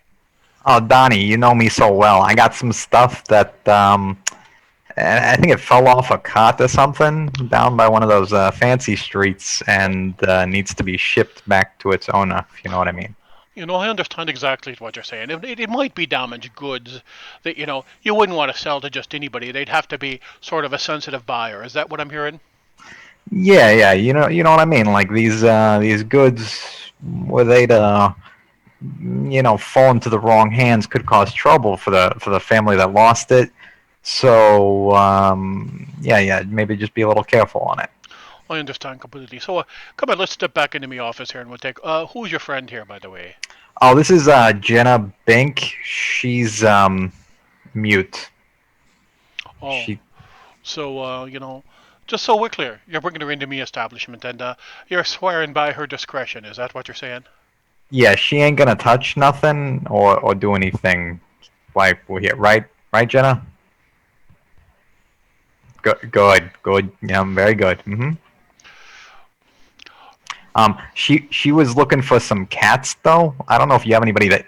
Yeah, I know it's a weird request. I don't really get it myself. But like, you got anybody that sells cats or something? So let me see. You're looking for a cat. Do I understand it now? Do you want, like, a domestic little cat, or are you looking for, something that's a little bit larger? So, I like a leopard or a panther or a bobcat. So, um, is she really mute? I thought that was a figure of speech. Are you saying she can't be talking? all right, Jen. I guess you can talk here. Just try not to make a mess of things. All right, Lassie, what you looking Oh, for? so I don't really want to buy a cat, although I am willing to procure time in favor or however Hold that it, works hold it, hold in it, hold order it, hold to. it, hold it, hold it. Let me be clear. I'm a businessman. My life's about commerce. All right. I've, me good relationship with my friend Penny here. I'm more than willing to talk to you, but you know, Silver talks and bullshit walks. If you ain't buying nothing, I got business to do with your friend. You understand?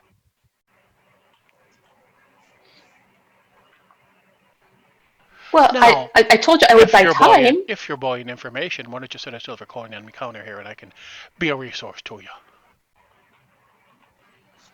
Oh, What? okay. So, She what do puts a you need silver to be down knowing? on the table. And he takes it, rubs his thumb along it, licks it, looks at the size of it, sticks it in his pocket, and says, "All right, dearie, what do you need to be knowing?" I want to study large felines. Sorry, large cats. Large cats. All right. Well, Yes. I I Preferably when they're hunting things. I got this friend of mine outside of town. All right, and he's trained three northern bobcats to protect his facility from folk who comes in. And the reason he's done that is he's got plenty of trees and stuff posted inside of the compound and its walls. And the bobcats climb up in there and they hide real good and they spring down on folks and eat them if they're trying to. Um, they're also really good at disposing. I got a guy who's got some bobcats. Would you like to see if I can arrange an opportunity for you to take a look at them? Now that's going to be expensive. How expensive? Well, I'll have the conversation for you for 5 gold crowns. Now to give you time with his bobcats, may want to charge you money separately, but 5 gold pieces gets the conversation set up for you, and I get you a yes or no. So put your 5 gold coins on the counter if that's what you want there. She hesitantly slides over half the money she owns. He looks down and says, "Oh, you're such a sweetheart. I appreciate so much what doing business with you. Commerce is so good for the soul of Blackmoor, don't you know? All right, well, I'll be talking to my friend, and Penny'll tell you if I say I'm going to do a thing, I do a thing. But I'm a businessman and I bargain hard, just so we're clear. All right, Jenna Bink, shake. That is not hygienic at all. No, Did you know that disease can travel?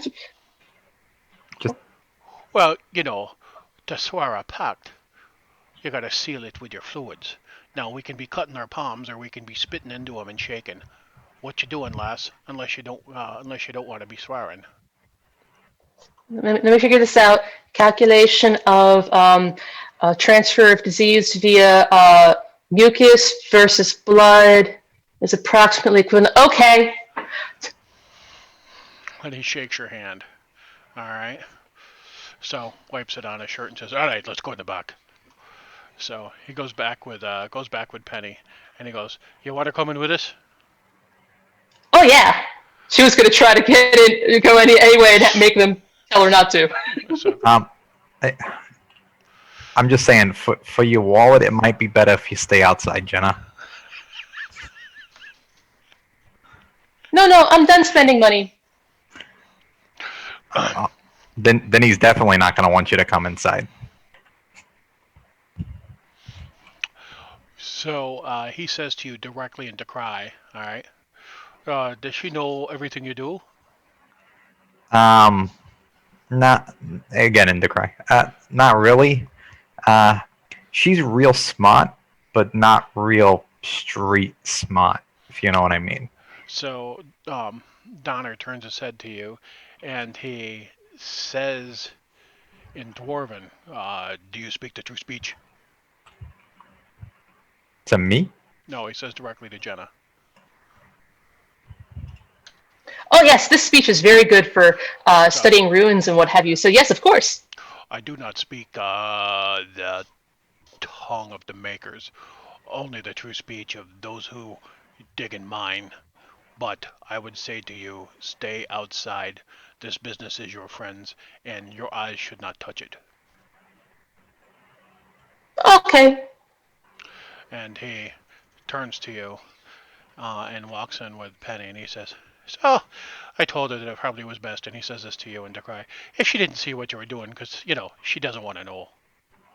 Yeah, it's probably for the best. So what you I see got? what you do.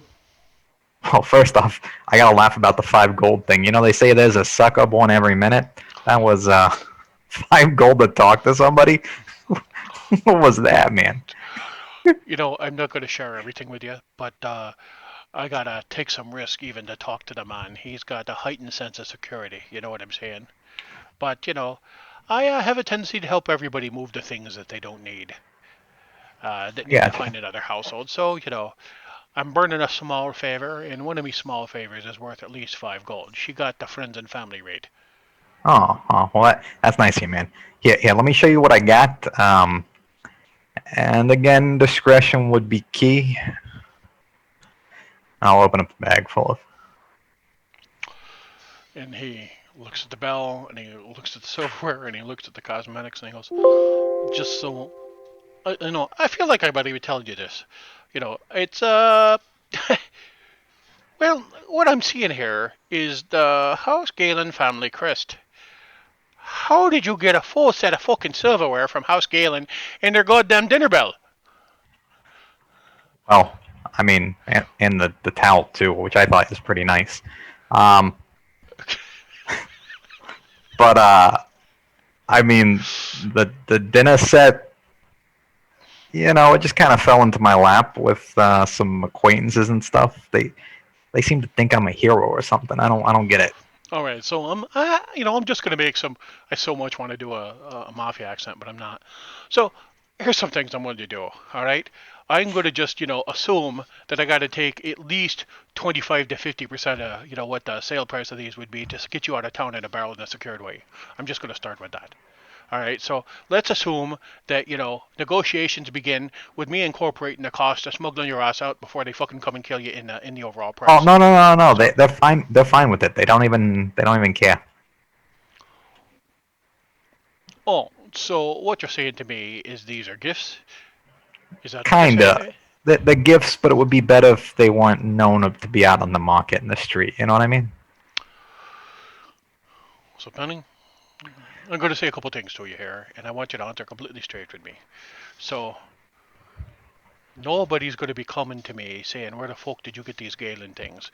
You want me to move them with discretion, but the Galens are not going to be pursuing you or trying to have you arrested and slapped in, you know, the stocks or something, right? No, I don't think none of that's gonna happen. Just it'd be nice if it was a little discreet about how we moved them. There's no need to make it public that this stuff's going around. But I don't think they're gonna be actively looking for it. I mean, All right, so let's see. Okay, I think I can, the best thing for me to do is just melt the silver down, right? Not oh even yeah, look yeah, at it. for Just sure. melt the fucking silver down. The cosmetics, they're just top end brands, but there's nothing there. I know Myrtle makes them. So I can, give them to her for resale, and she won't ask me any questions. So I think I can take care of that. And the clothes you got there. Did you give him the bathrobe and the towel? Is that what you're trying to infer, also? Yes, All yes. right, so you can says, the clothes and stuff I can take the emblem off of and I can move. They're decent quality. So I'm thinking if I looked at the entire thing, it's probably about I melted down. It's probably about 15, 16 gold pieces. I'll split the difference with you and I'll give you 8. I mean, I feel like it's not that dangerous to move 15, 16. You're giving 8. That's like what, half, man? I mean, Dueling persuasion checks. It's on. Go. okay. Penny's terrible at this. So, Tad, how much of this am I possibly hearing? Uh, you know,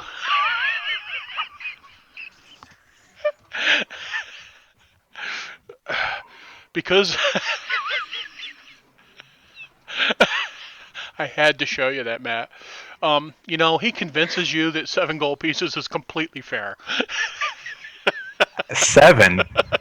I Yes. mean, that is more than fair. You're doing me a solid, Donnie. You are the best. I didn't even have to roll. Um, Yeah. I always take care of you. And Penny, listen. So, you've been gone for the last 2 months. You okay?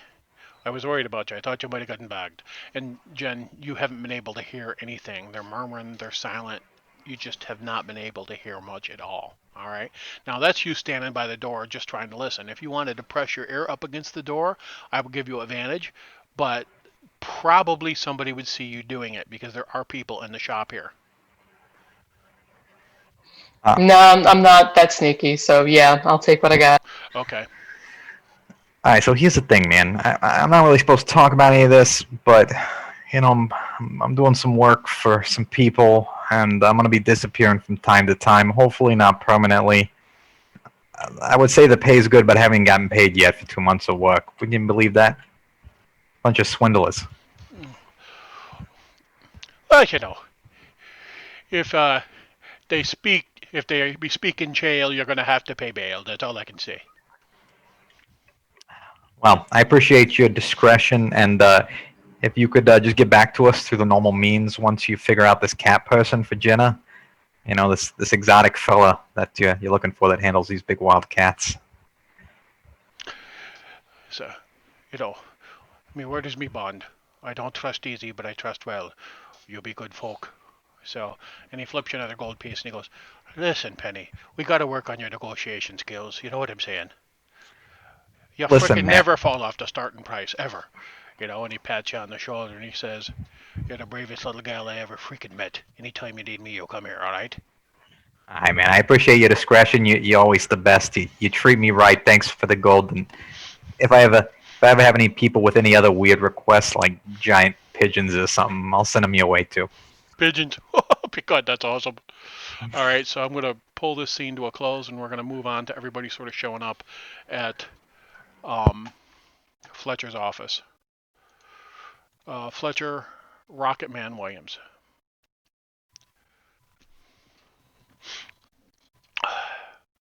So you guys show up as a group, right? Yep. And you know, I said, everybody torment me. Thank you. Well, I heard Blackmoor isn't the kind of place to raise your kids. And It's you didn't cold as give us hell. a long rest, Ted. Tisk. No All right, long rest, and you said you know. that's Can we fair. can we go ahead and take a break at this point? I think that's probably good, and you all have your long rest now. Thank you for reminding me of that. Sleeping in his office. Now, just one side note before we take our break here, Delbert, you are, um, your rat.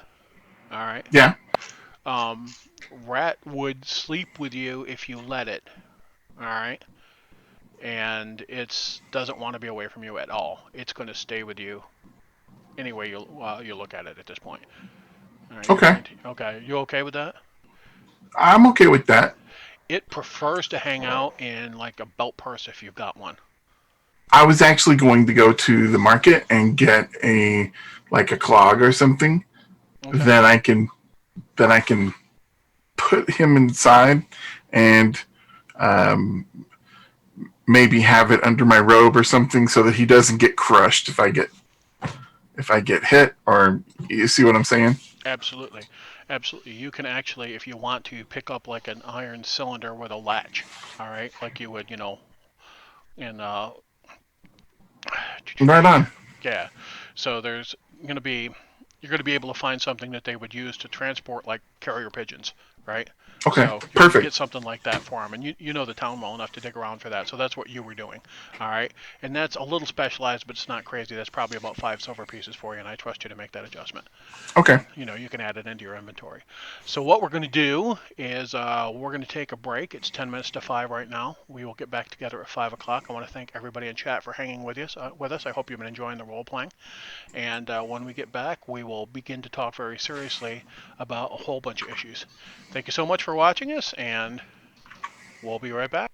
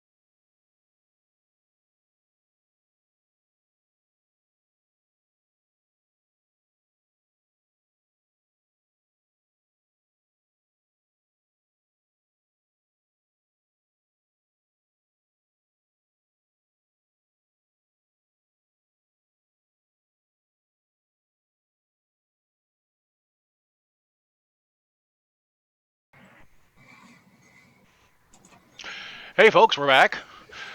We are at the University of Blackmoor right now, in the city of Blackmoor. And to give you some reference on the map, let's see, University of Blackmoor is right here. It's in the center of town. And Fletcher Williams' offices are actually up in this tower here. All right.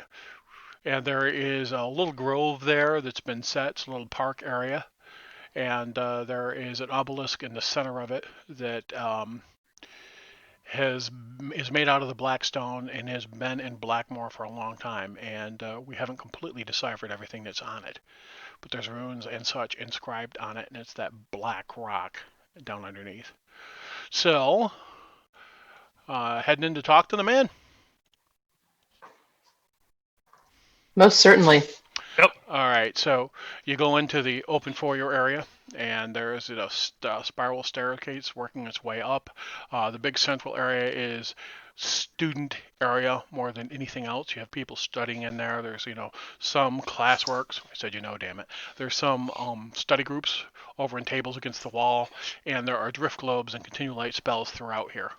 And you take the spiral stairs up to the second level, the third level, the fourth level, up to the fifth, where his office is, and he's dean, but he also teaches, and he's in charge of the department of contemporary history. And his door is open, and he is inside, and he's talking to a student, and there's about 3 other students there.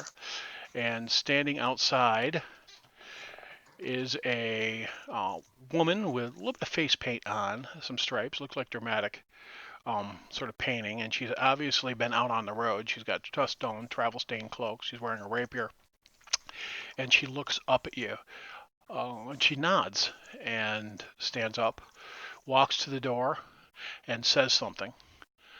And go ahead and give me pass or perception checks. Anybody beat 14? Yes, Penny. Penny, you hear her say in a language you recognize as Elven, something directly into Fletcher. And Fletcher steps out, sees you all, smiles, and says, "It is good to see you. I'm sorry, students. I'm going to have to ask you to come back later today. I'm not going to be able to conduct my normal office hours. I have friends of mine who have come to see me, some graduates here of the university, as you may know, and I'm going to spend a little bit of time with them. And I have to dismiss you." And That's right. You can go really far. I mean, look, I made it. You all can do so as well. Fletcher says, "Truly, if Idris can graduate, is within the grasp of all of you." That bar is set high, my friends. You need to meet and exceed it. And the students Chenabig makes a very low bar motion as the students walk by. It would be higher if she was really taller. Let's do it. So the students get up and they go out the door, and he walks forward and closes the door, locks it, drops a key back into his belt purse, goes into his office and sits down, and pours off some tea. And that's one of his rituals. When you come to talk to him, he always gives you tea. And the woman with him sits down, and you recognize her. Her name is Ellen Moreland, and she sings quite often at the come back in, and she's in and out of town all the time, and she's a noted bard, actually. So Alwyn says, so, and we will drop this correctly.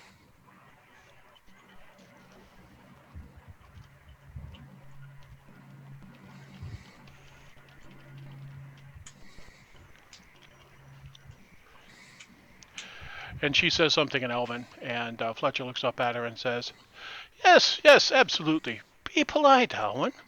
Speak Thonian in the common tongue to him." And Alwyn goes, "But of course, sir." She turns and she, nods towards you and smiles. And she's a rather pretty older woman in her late 30s. So Fletcher says, "So it's so good to see you. I'm glad you survived. I know you had some very distinct challenges that you had to face. And let's talk about some of those things. I have a report that I read this morning that was delivered to me by the gatekeeper that sort of laid out some things for me, and I would like to understand each of them. Well, of course, we all know Delbert was laid out, and we had to bring him back up. But I mean, I was surprised that would even make it in your report. Oh, I'm not surprised by that. So, Delbert, did you feel any presence when you were struck down? Were you spoken to? Was there some attempt to invade your consciousness? What did you face when you were below?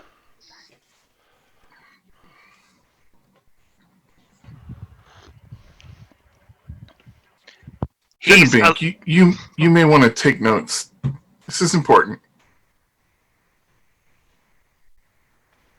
Okay, I'm always taking notes. Okay. It's So, important to get the perspective. Not just what happened, but how people were feeling at the time. And I'll give you a little wink. and Fletcher just sort of looks at all of you, touches his lip and his chin, and says, "So we are getting along then?" I will have to say that one of my concerns is, and I'm going to describe you each by your most negative trait to provide a sense of contrast for you so you understand. Not that I hold you with anything but high regard. Treat this not as disparagement, but an optic.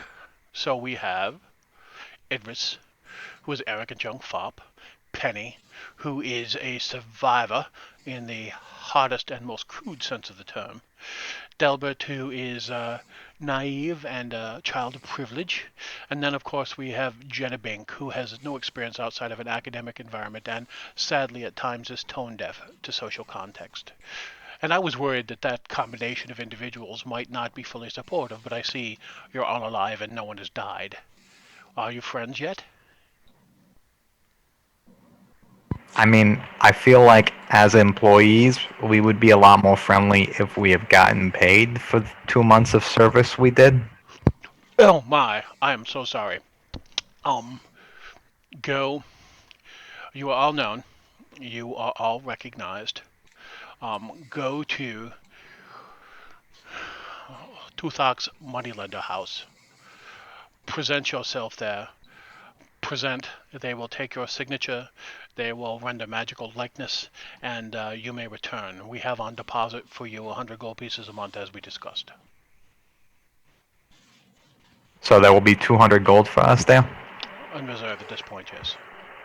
Okay, all right, that sounds fair. I was I don't able have any to. other questions or comments. I was able to increase your dispensation.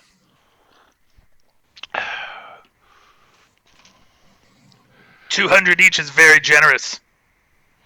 It should take care of any medicinal issues you may have. It should allow you to provision yourself with things like antitoxin. You will not be lacking for gear, and when you are on the surface, you do not need to be concerned in any way about your well-being and your ability to survive. And I will ask the question again: Are you friends? Are you colleagues? Who are you to each other? I'm an employee of your fine service, and I appreciate the money once it is in my hand. So your relationship to your colleagues is professional. You support them as you would anyone who is with you working a specific, and I will use the vernacular, job. Yes.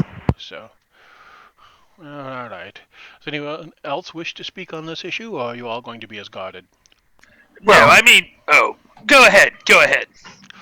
well, we've all protected each other, and faced combat together, so we're much more than simply acquaintances. Truly, and you chose to spend time together immediately at your family's house last night, and I have been to quite a few Galen parties. I imagine you are well fed and had an outstanding time and consume as much copious adult libation as was your met your disposition. And wonderful cutlery.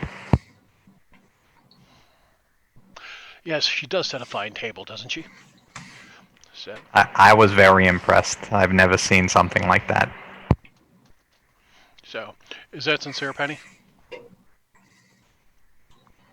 Penny was impressed, All right. but she, I think, was for referring more to the value of the cutlery and what Very it good. fetched. Very good. Well, Delbert, when you were struck down, did you hear voices? Did something attempt to work its way into your consciousness? No. No. One of the things you need to be guarded. Sorry, out of character. That is true, correct? I don't Uh, remember exactly. you resisted it so well you might not. Okay. I had you make an exposed to the darkness check and you hammered it, so you might not even have noticed. So either response is Okay. fine. So, well, something you need to be conscious of is when you fall, and you're at your most vulnerable. Um, there have been issues where that which dwells below infests and dominates. And you have spoken to one who was taken by the darkness, have you not? I have not. No. So, very good. I think your friends did. I secured access to you for the Moon Tower, did I not? I spoke to a madman there, Yes, possessed. Yes. Yes, so they did. you have seen the impact of what can happen below. You have seen what happens when the darkness reaches into your soul and takes possession. So be wary. Watch each other. Be cautious. Now, possession is not absolute condemnation. We have brought people back from that, but we must act quickly. So, if you see the doctor start to turn within yourself, or you see behavior shift rapidly in someone else, please let me know. And we will do everything we can to maintain the sanctity of that individual. Nope, everybody's been acting perfectly the same since we got here. So, um, do you need to make a deception check with that? No, you've been acting perfectly the same. You're good. Okay. The coot, the coot, the coot. Do you say that? No, no. Okay. He wasn't around for that. Yeah, he was. I was there. I was there as you guys were walking down the street singing the coot, the coot. No, the coot. Delbert was. I'm saying Idris wasn't. So Yeah. as far as Idris knows, we're great. We have had no psychological trauma. Oh, what about when you ran from the spiders? I mean the rat people. That was kind of traumatizing to me to watch my party disappear and not have my back. So there are rats below? Yeah, and they Indeed. talk. and I'll fish out my little box, and here's one of them. He was speaking, and May I? absolutely. So he takes the. Since I returned, I have been researching felines because obviously there needs to be eradication happening below. So I figure that I can make new friends that will be efficient in discarding those kind of vermin. Sorry, Quickfoot. Yes, his name is Quickfoot. I was trying to remember personally, but Well, Quickfoot, So, intelligent he's rats below then. What else he did you seems see? to have lost all of the intelligence that he had below. I'm There's- curious what will happen when we bring him back down. Interesting. Interesting. Yeah, it's not just intelligent rats. There's a queen rat, a lot of baby rats, a lot of rat swarms, a lot of rat men. You know, they're having some kind of fight with some spiders. It's getting a little crazy. This is the first time this has been presented to us. Often we hear kobolds. And he says, draw the map of the first level for me. Show me what you have seen so far. Jenna, why don't you get out that book you've been drawing in? Jenna will refer to the proper page in her notes and provide the map so far. And he takes a look at it and he pulls out a book that's got similar notes in it in a different hand. All right, probably a dwarven based on the way the notations are done. And he points to the map, and you can see that the first room you came into and two of the tunnels going off it look very similar, but the rest of the map is not the same. And then he pulls out another, just a scroll and lays it down, and he says, so, something that we've noticed is sometimes the expression is exact from group to group. Sometimes there is variability. I have not been able to determine what causes this variability. Um, and it is not consistent. You may drop deeper into the dungeon, deeper into the darkness, and find within levels, patterns of rooms that exactly match the previous experience of another group. You may never see the same thing they do. So the physical layout seems to change. Secondly, I have yet to have, with a few exceptions, have people describe to me consistently the same opponents and denizens as they pass through. This has been unusual. Um, or this has been the usual for us to find that there are different groups. And some of the interviews that you did prior to going down probably affirmed that for you. Well, yes, but I'm a little confused now because when we were seeking out information prior to going down into the depths, you didn't provide this kind of documentation. You have this kind of documentation. Can I study it? We have to be cautious because I have reason to believe that the people who we have let fully peruse the research documentation of prior groups, that experience becomes more fixed. And what they encounter is influenced by what other groups have seen before. And They call that a variable, Jenna. there are, if one were to encounter the same intensity and of encounters and the same structural events, uh, some areas that people have walked in previously have been exquisite death traps, and they did not survive, or very few of them survived. And I do not want your current knowledge to lock the form. So I will cease speaking at this point, and I want you, based on what I've said so far, to tell me what you think this means. And he crosses his hands and listens. It's like the dungeon is reading things from our mind and presenting us with challenges it thinks are appropriate for us and our mental capacity. Well, to me, it sounds like, at least from Idris, he doesn't believe that I can be dispassionate enough about research to distance myself and make judgments in isolation from my past experiences in order to have a holistic and pure experience with research. So I am offended by that, Idris, and I am going to remember this. As far as the way that the dungeon is operating based on experiences, unless I have now experienced the dungeon in its pure format and have not haven't had any of the prior research. So I would say at this point you should provide me the research so I can see what happens on my next attempt. Jenna, Yep. Jenna, I want you to not think about white. Don't do it. Don't think about white. You may not think about white. Don't. The sun's going down, big buddy. And so, Real low. and of course, Jenna, when he tells you not to think about white, it's almost impossible not to think about white, right? He says, so. Almost impossible, but it is possible. Would you like me to roll something to not think about white? Between now and tomorrow, when you sleep, you may not think about white at all. At any time, you may not think about white. Ever again. You must purge the knowledge of white from your mind.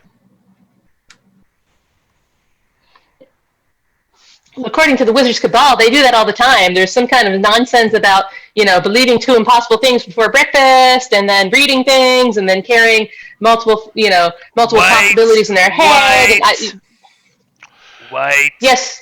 Jenna, you may kind of are. make your case, and then attempt a persuasion check.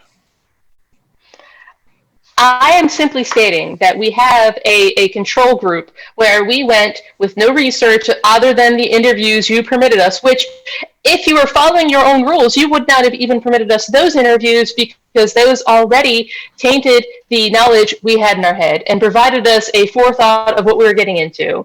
We already know, and you have stated before, that the first level doesn't necessarily change from attempt to attempt by the same group, so that should already be fixed in our minds and should not change based on whatever you give me. So if you only gave me research on the first level of things, that shouldn't affect anything. So your request is only for information related to the first place you have been. I will rescind it to that point just to acknowledge that I understand where you're coming from with variables.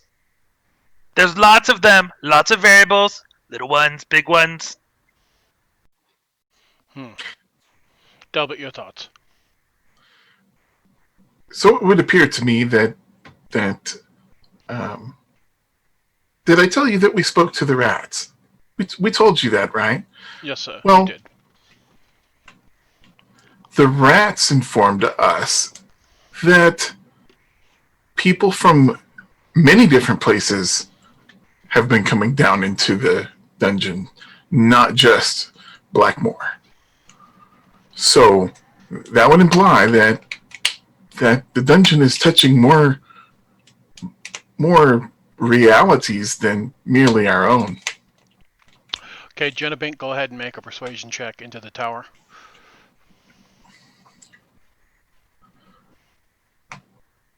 Oh, wow.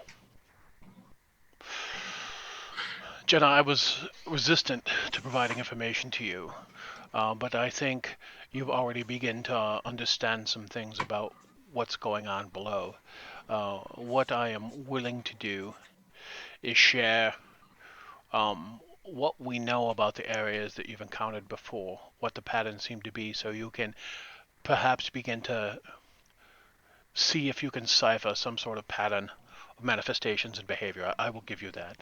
Um, I am the groups that have had the most success so far have done the same sort of inquiry you did before descending. And so I felt, based on past action, that it was prudent to allow you to do the same things when you made those requests.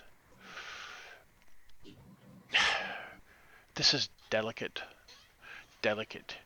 Because if I provide you the wrong information at the wrong time, do I fix the reality below? Hmm? So, um, discretion is the better part of valor. There are many, many groups of individuals in many places who descend into dungeons, at least structurally similar to this, different complexes with very little knowledge, and they have success. So I have opted to give you what has shown and has demonstrated in the past to be prudent and aid in success. If I give you the wrong information, reality below may take a shape that you are ill prepared to deal with.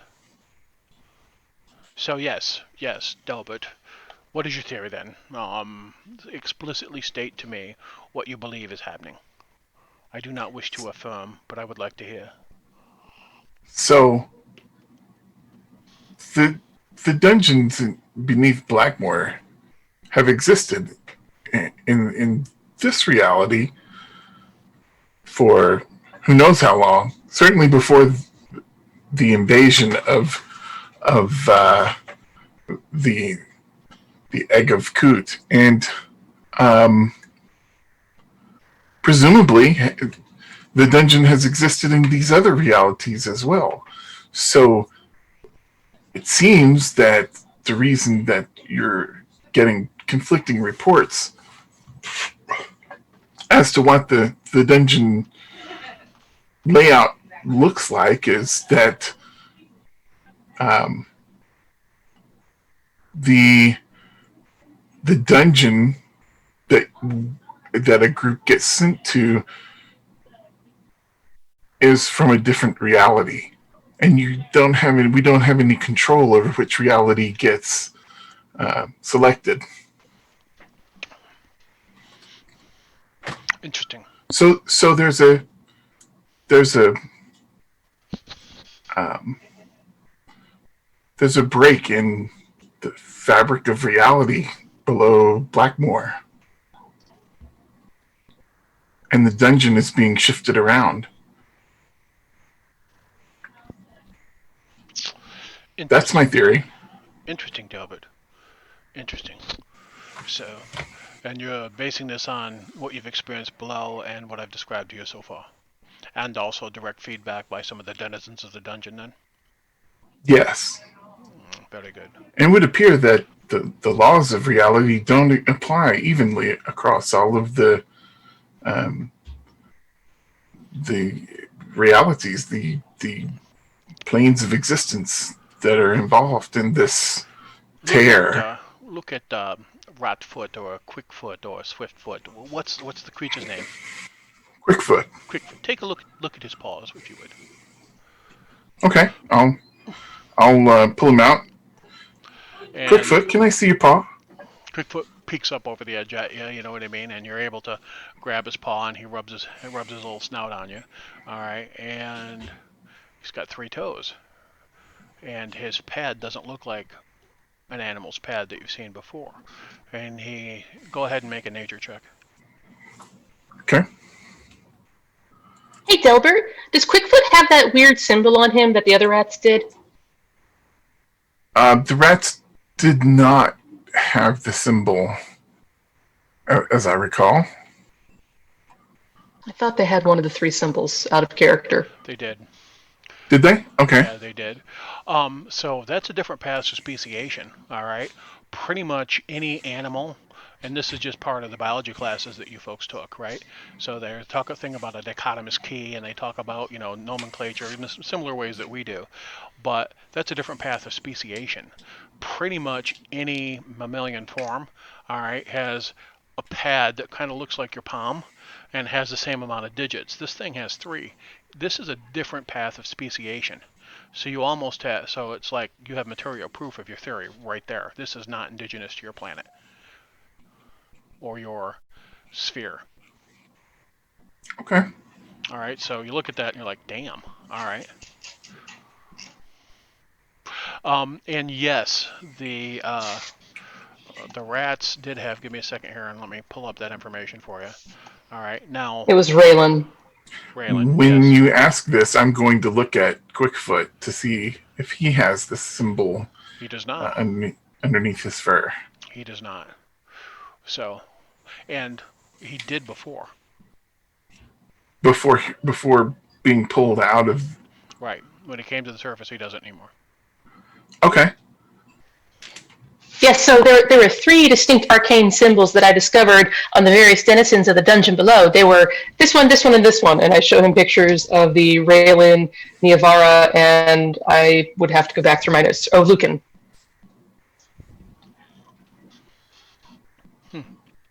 Those are the only 3 you've seen? So far. But we only really fought 3 kinds of well, we fought 4 kinds of monsters. But I believe the most terrifying things all had the same symbol on them. Come to think of it, the carrion crawler that we fought was also of a different species. Yes.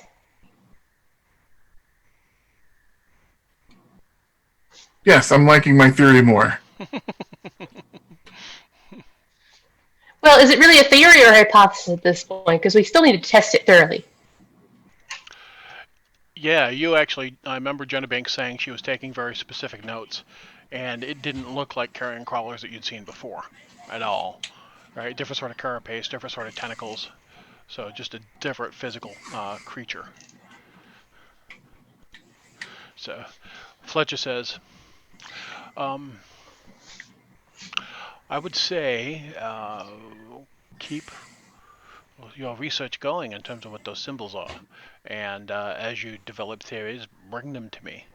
And I will give you feedback as it's appropriate.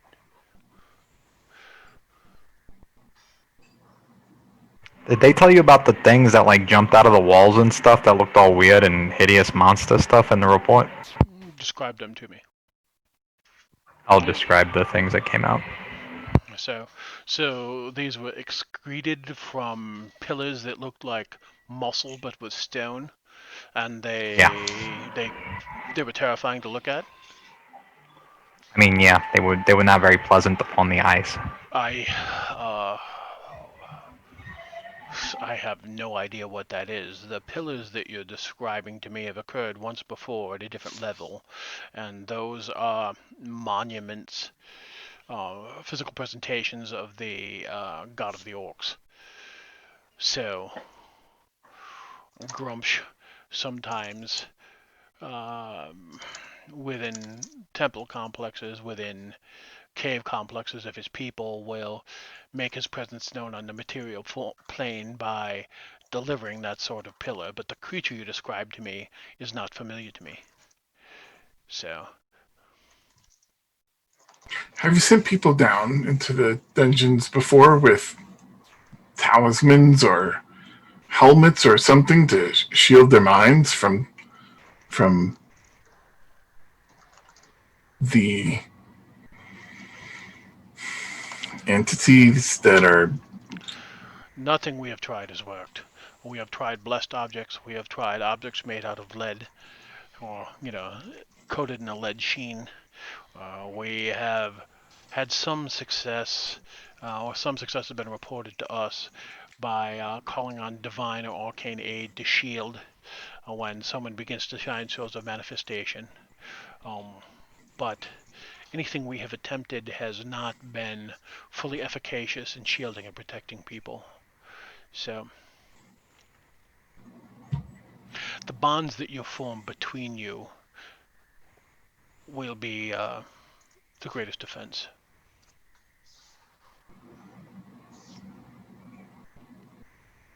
And Alwyn is leaning back with her arms crossed, and she's, next to him. And when he says that, she takes her toe and she toes him, kicks him a little bit in the knee, and he looks up at her and he raises his hand. Wait, are you saying that there's some kind of sociological companionship thing that has to happen in order for us to not die?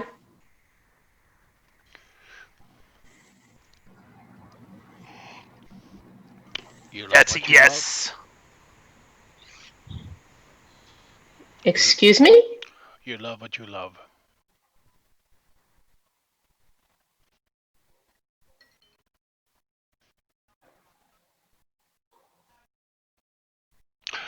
Jenna go ahead and make a straight up intelligence check, not a save.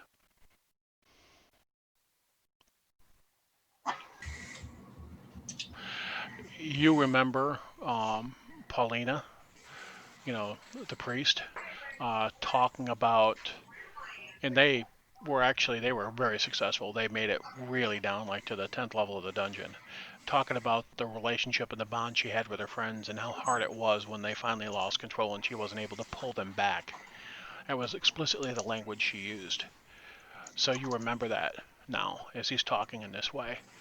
And so maybe what you've just postulated could be accurate, that the interconnectivity between individuals in this specific band may be the tool that you can use to stave things off. Polina seemed to imply that now that you have more context.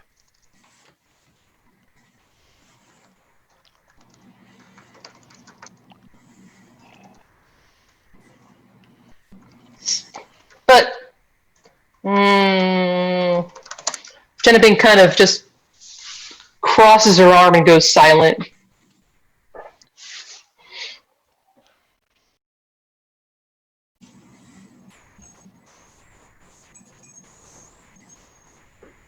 Idris stands up as she crosses her arms and opens his arms wide and heads over towards her. Come here. We need to bond. Everybody get in the circle. Come on. Get in. Group hug. Group hug. Idris, Come on. if you try to touch me, I'm going to cut you with a knife. Penny goes for the shit. See, and Penny, that's the kind of thing that makes you the most likely person in this group that I might love, but might is the operating word there. We got to get it together. We got to kumbaya this thing. Feelings mutual, doll.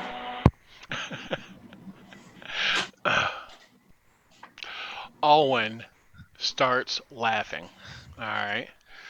So Pretty laugh from a pretty lady. Thank you very much. she goes, "Well said, brother." So tell me about this sword. What sword? The sword that was presented to the gatekeeper that is an elven moonblade. That sword. Ah.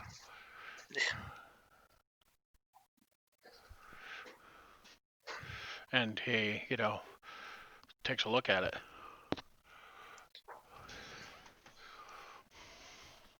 Please be careful with it. I was told do not disrespect it, or there will be consequences. Is it precious to you? Precious, not in any kind of material way, more so in a, oh my god, this thing is helping defend me from these evil creatures kind of way. Ah, very Precious. good. So you don't feel it's necessary for the betterment of your line and that it should be guarded from generation to generation? You're not saying that to me? No, what I am saying is, when I do pass it on, I need to find the right individual to give it to.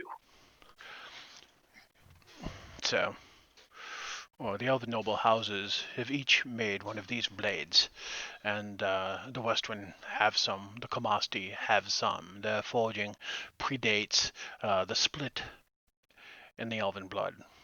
And this particular one, and he rolls it over and he points to, and he casts a spell. All right, casts clearly detect magic. He points these particular symbols here, and he casts a minor illusion, and it manifests the symbol that he can see with his eyes. This particular illusion here indicates that this blade is 3 or 4,000 years old, and the blade itself is cast of steel that's imbued with crystal from the Feywild. So this is a unique and distinct blade, and it is ancient. So this house has been extinct, I find, or is from another place. I find no reference to it in anything that I have studied. Anything. Well, So, we have here a mystery. Perhaps Nancy Drew over there can help us with it.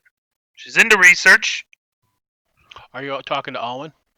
No, Chenabig. All right. So, My research is in tinkering, not history. I simply know Alwyn is a great singer. and Fletcher says, so should I keep this, Idris? I believe that would be disrespectful to the person who gave it to me. I mean, I was told my name was put on it, and I believe even in our society, protocol demands that I should hold on to this sword and safeguard it and pass it on as they would and continue their traditions. I don't know, Idris. I think it might be best if it stayed with us here within the university. Do you think the Wizards Cabal should see it and see how it's made? Do you think they should review it and take a look at it?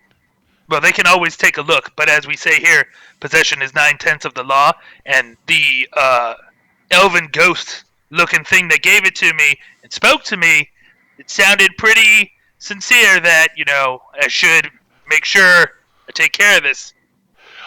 What if I told you I thought it was mine now? Go ahead and make a will save for me.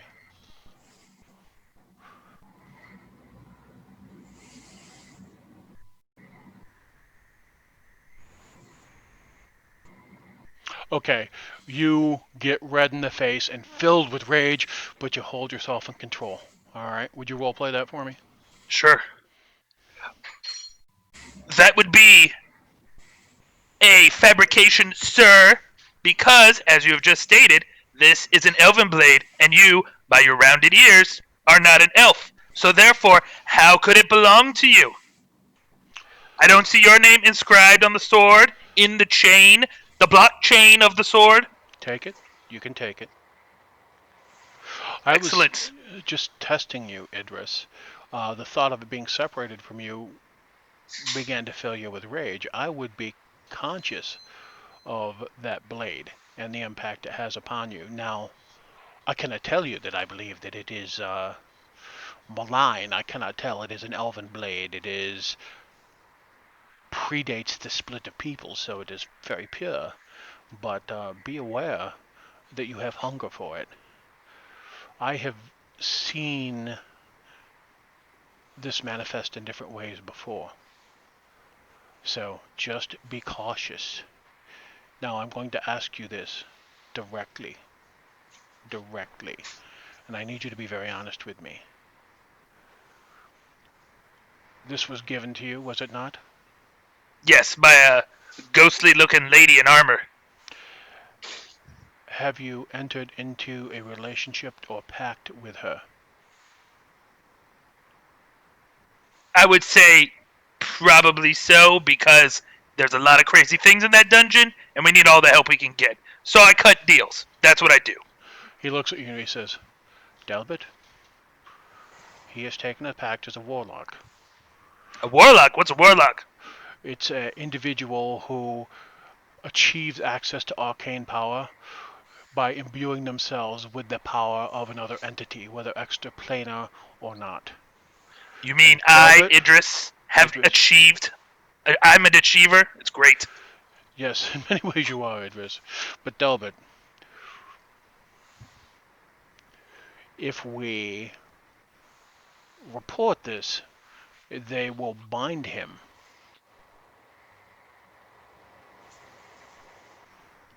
Can you trust me and be discreet? I will get dispensation from Uther for him.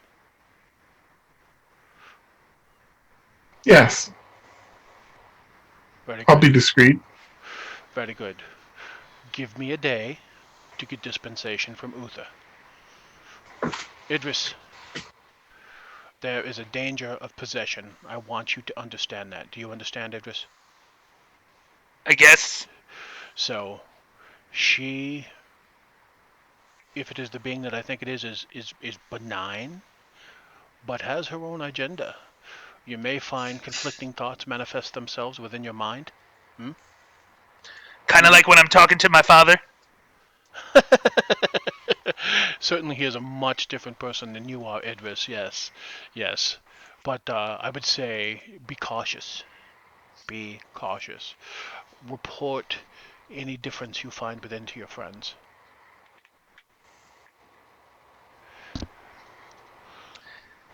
Now, Well, So wait. so I As should a be war, studying him as well? let me be clear. Some people take pacts with fiends to become warlocks. They conjoin their intellect and their soul with devils. Some people touch entities that have existed before time and corrupt themselves in their noble things that are alien. Some reach back into the Feywild and find one of the old Fey Lords to imbue them with power. Some find beings here who, for some reason, have been encapsulated in this place and secure allegiance from them. So, if a priest enters into consort with a god, it is an act of worship. If a sorcerer finds magic, it is often an act of corruption and transposition. If a druid does magic, it is because they have tapped in much the same way that Wakan does the energy of land and transformed it. Wizards structure and capture the arcane through discipline and study. Warlocks sacrifice a piece of themselves for a relationship with another power. In some cases, it is a partnership. In some cases, it is dominance in exchange for material power. And in some instances, it is parasitic, where the source of the power is not even aware that its energy is siphoned away. Now, I think in Idris's case, this may be a partnership, but you all need to be cautious. Does this make sense to you? so you're telling me I can cast spells? Have you seen him cast spells? Yes, but Speci- not in Blackmoor. in the dungeon below? Yes, Passing hairs. Passing hairs, Delbert. That would not be physically in Blackmoor then, correct? true. So could we interpret that as not a violation of law? We could. Well then, let us do that. And Idris, do not use your new powers here. I understand. Within the letter of the law, do not cast in Blackmoor. Mark my words, Idris, and I think I speak for Delbert in this too. If you became a threat to the state or to the people here, we would have no choice but to surrender you to the Cabal. That's my duty as a citizen. At the same time, I have asked you all to make profound and absolute sacrifices to descend into the darkness and bring back knowledge to help defend the state, defend Blackmoor, and protect us from this cancer that sits beneath. Because of that, I will shield you with the might of my office and my relationship with the king. But should the darkness take you, I must act. You understand this, Idris? I do. You want me to not hide my light under a bushel. You want me to shine bright and pure. Uh, Penny, will you at a later point attempt to translate? Yeah, basically, when you wave your hands and do the magic-y stuff, he doesn't want you to do it here, or else they'll probably lock you away and throw away the key, is kind of the vibe I'm getting. Well, that is a great way to explain it. You shouldn't be using all those words. Just keep it plain, keep it simple, straight to the point. Thanks, little lady. Yeah, no, Penny, no problem. you may go back to 3 inspiration because you're the only one I can give 1 to right now, and you're all rocking it. So, um, So, just to get it straight, I probably gotta follow those magical law thingies, right? be prudent. I will speak Gotcha. directly to Utha, and other members of the Regency Council, and we will secure dispensation for you along the parameters we've discussed today. You all have chosen to make sacrifices for the state that I respect, and we can shield you to a certain extent.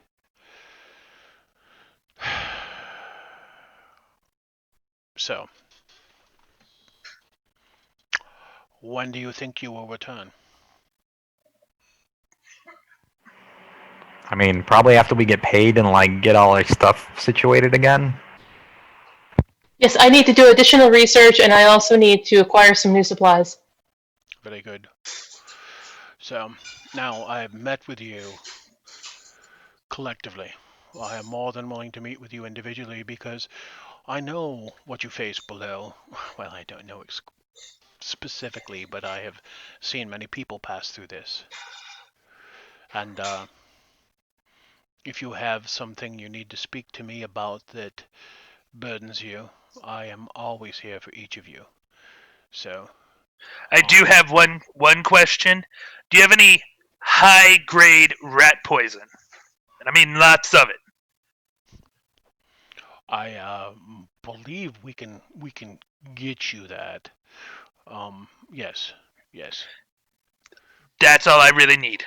I have some friends down below who need some gifts. I understand completely. So, you know, you actually, now that you're thinking about it, Idris, your family has warehouses. They're merchants. Between you and Delbert, you can find some rat poison. One of the real common things to do is take toadstools, dice them up, and put them in trays of milk. The milk will absorb the toadstools, and when rats eat it, it kills them. Now, that'll take out cats too, so you have to be a little bit careful when you put it out. Oh, that's no problem. I'm going to buy another 30 rations and I'm going to soak them. And then I'm going to give them to the queen as a parting gift. As a sincere token of my love and affection for her. Just be careful not to eat them yourself, because that's something you would probably do. That's okay. I'm lactose intolerant. Very good. So, um,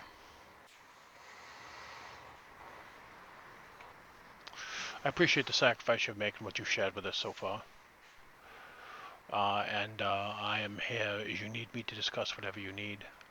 So Alwyn stands up and she says, "I am going to the comeback inn.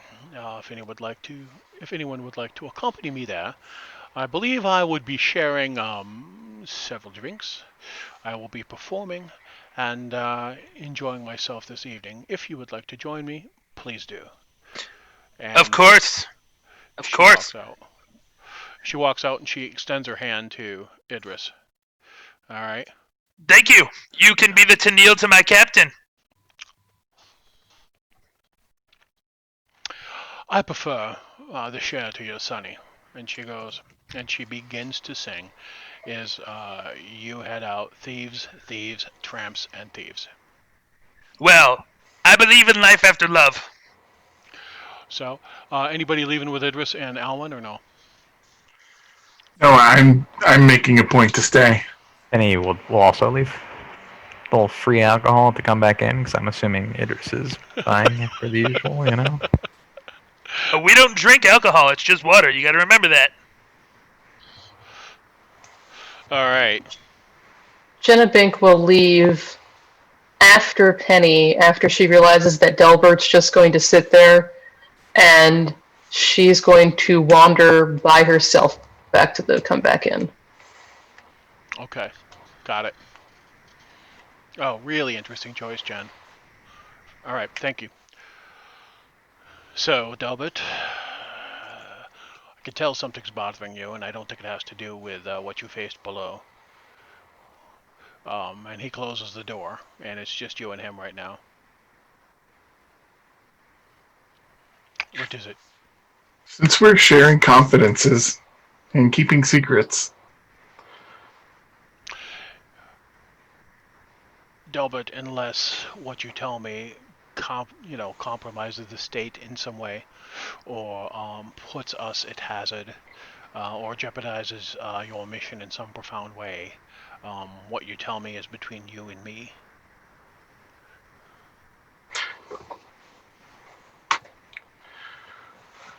I need you to do something for me. I need to ensure that a family member is taken care of.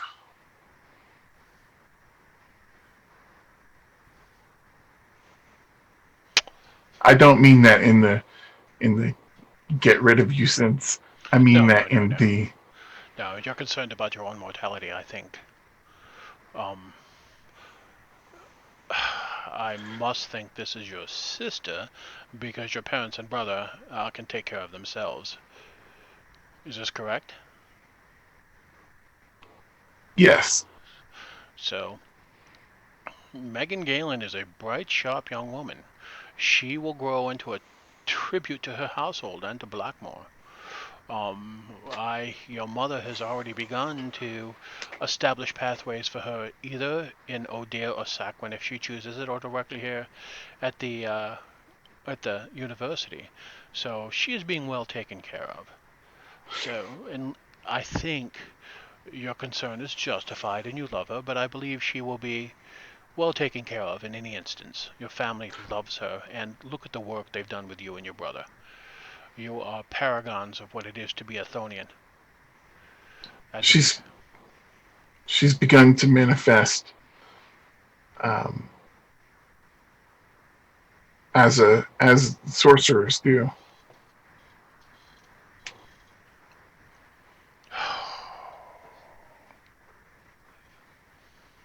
Sartha. All right. What are the options?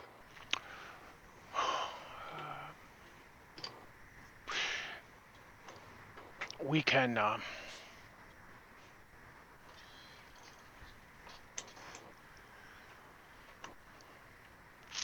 What magic has she shown so far? She's shown the ability to manipulate people and to throw fire. Mm. Here's what I. Has she harmed anyone? No,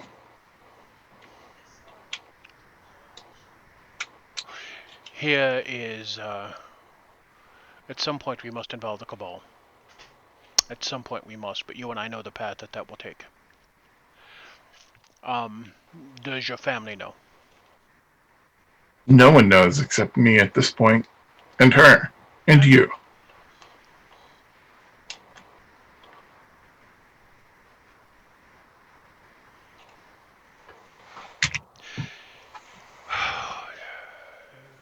Delbert, I'm going to take a profound and absolute risk for you. And I perhaps would survive the scandal that comes from it, but you would be stricken from the Cabal and perhaps imprisoned in the same way a sorcerer would. But I can give you an item that when she wears it will suppress the magic within her, but it will not last forever as a solution. You will not be the first noble to be in this situation, and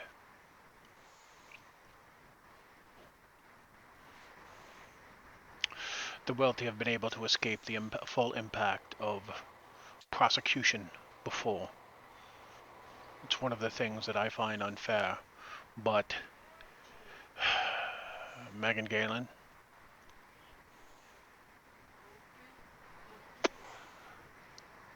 I'll meet you at your home tonight. I will. It's perhaps best if I do not. You'll receive a package tonight. Be sent by someone that I trust. And you will need to help your sister attune herself to this item. You understand what I mean by attune, do you not? I do. Very good. You will need to help her attune herself to this item.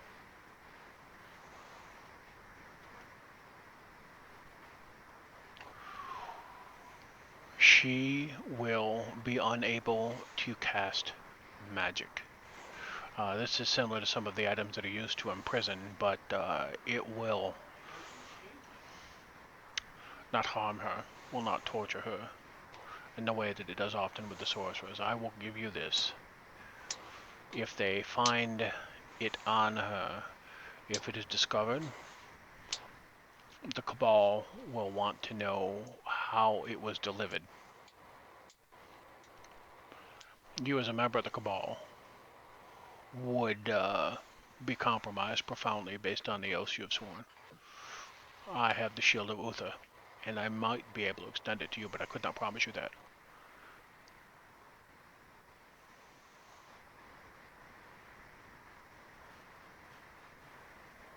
So, I have seen wizards, I have seen sorcerers do unparalleled evil.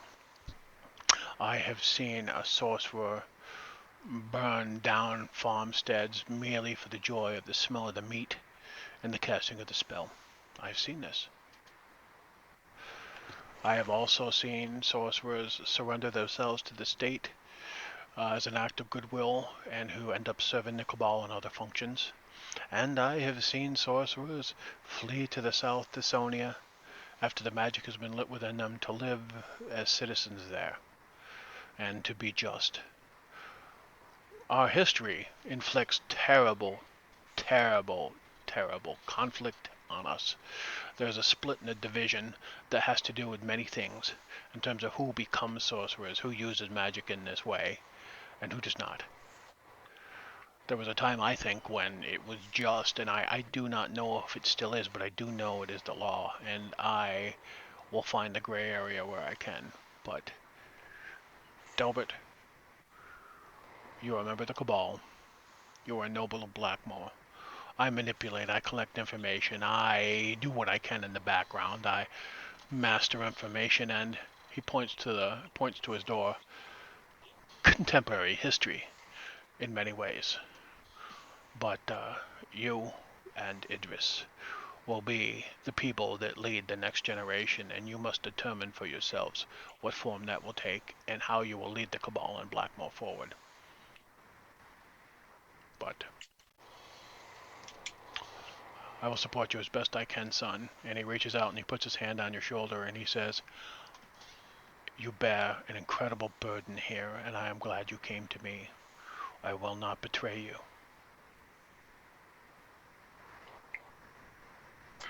Thank you. Is it the only option? Can she not be trained as a wizard? Well, we could try that. If you want, we could surrender her to the Cabal, but she would be taken from your family. She would, you might never see her again, and the woman that came out on the other side might not be the person you knew. But if you want to do that, I can support you in that. If you want to try, if you choose that also, we can try and hide her for a while until she matures and choose another path for her. But if you want, we could take her to the Cabal. But I think that's a decision your parents would have to make.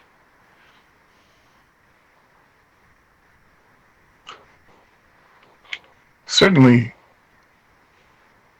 having more time to consider the options will be best. And I thank you for your help. Pretty good. If you have a chance, speak to Alwyn about this, and she will have insight for you in ways that you will find profound.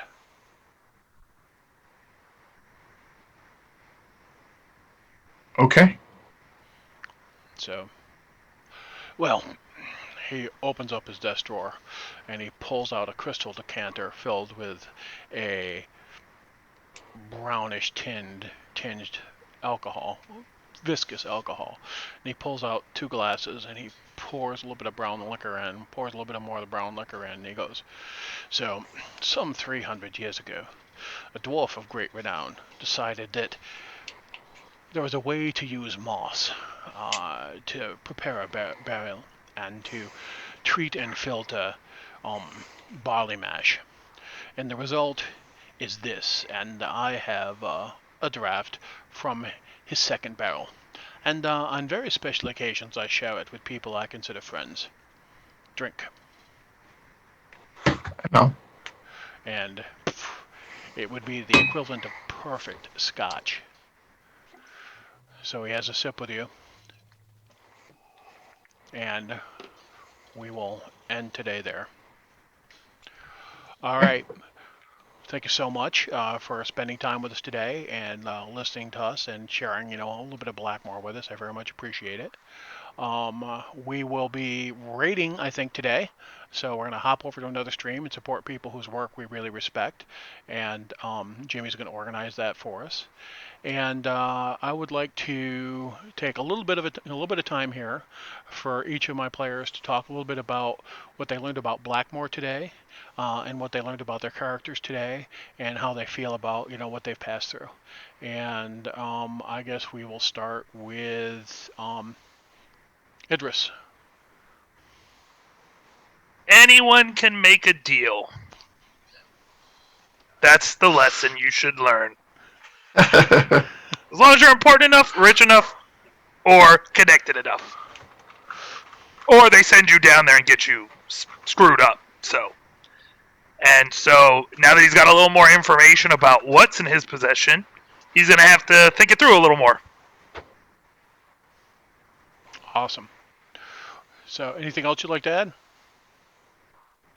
Remember, songs and wine, the best things in life. So maybe he will work on that bard thing so he can cast spells up above in the real world. Jen, let's talk about Genebink today. What happened for you? So I think there's going to be some isolation of Genebink. She's not happy at all about some of the things that Fletcher said and the implications thereof. So it will be interesting going forward how the dynamics will evolve. And she's also learning a lot about thievery and dishonesty or honesty in business dealings, thanks to Penny.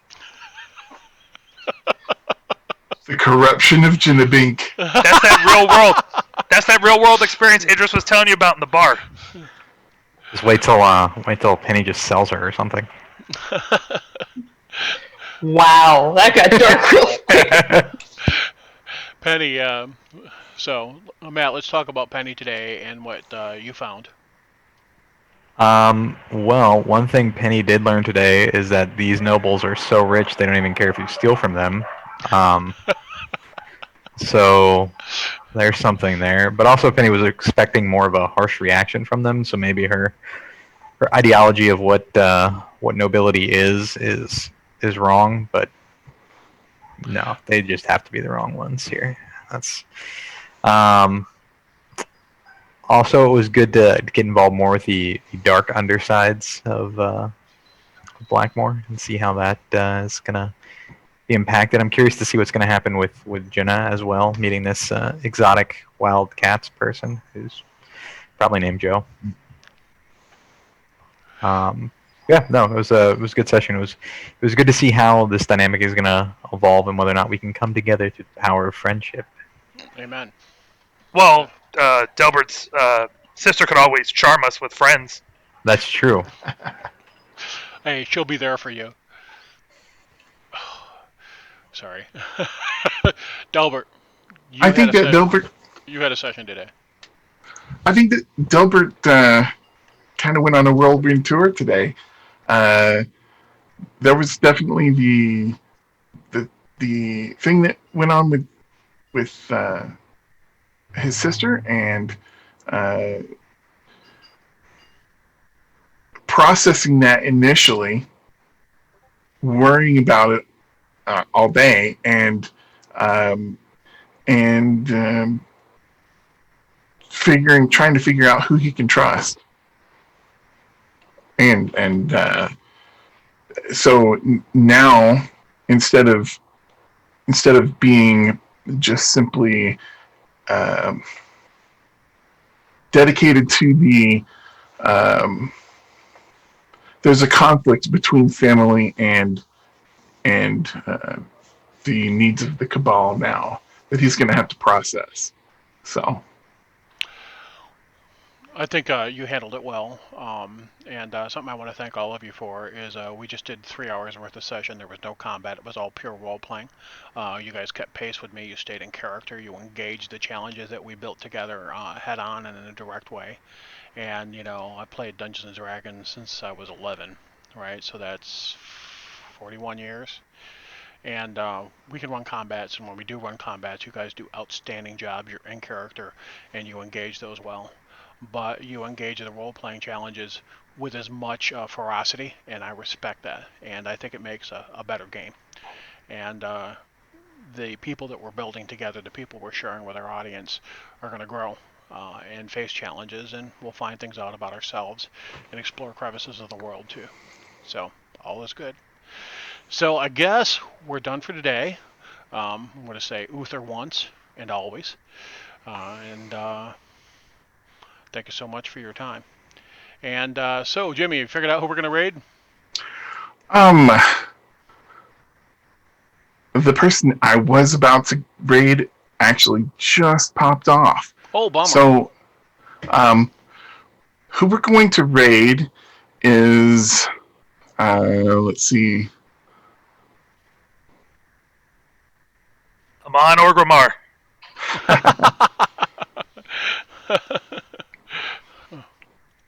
So A leader in there is a woman. cybersecurity education. Her name is One of the Cypher of largest Tier, cybersecurity and programs she in the country. is ECPI a University. black gamer, A smarter, faster path role-playing to your gamer.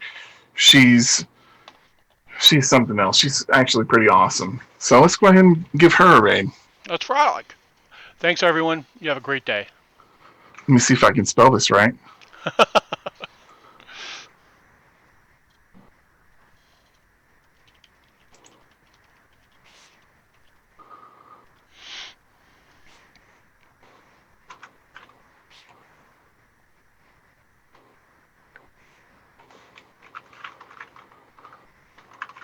There we go. I hope.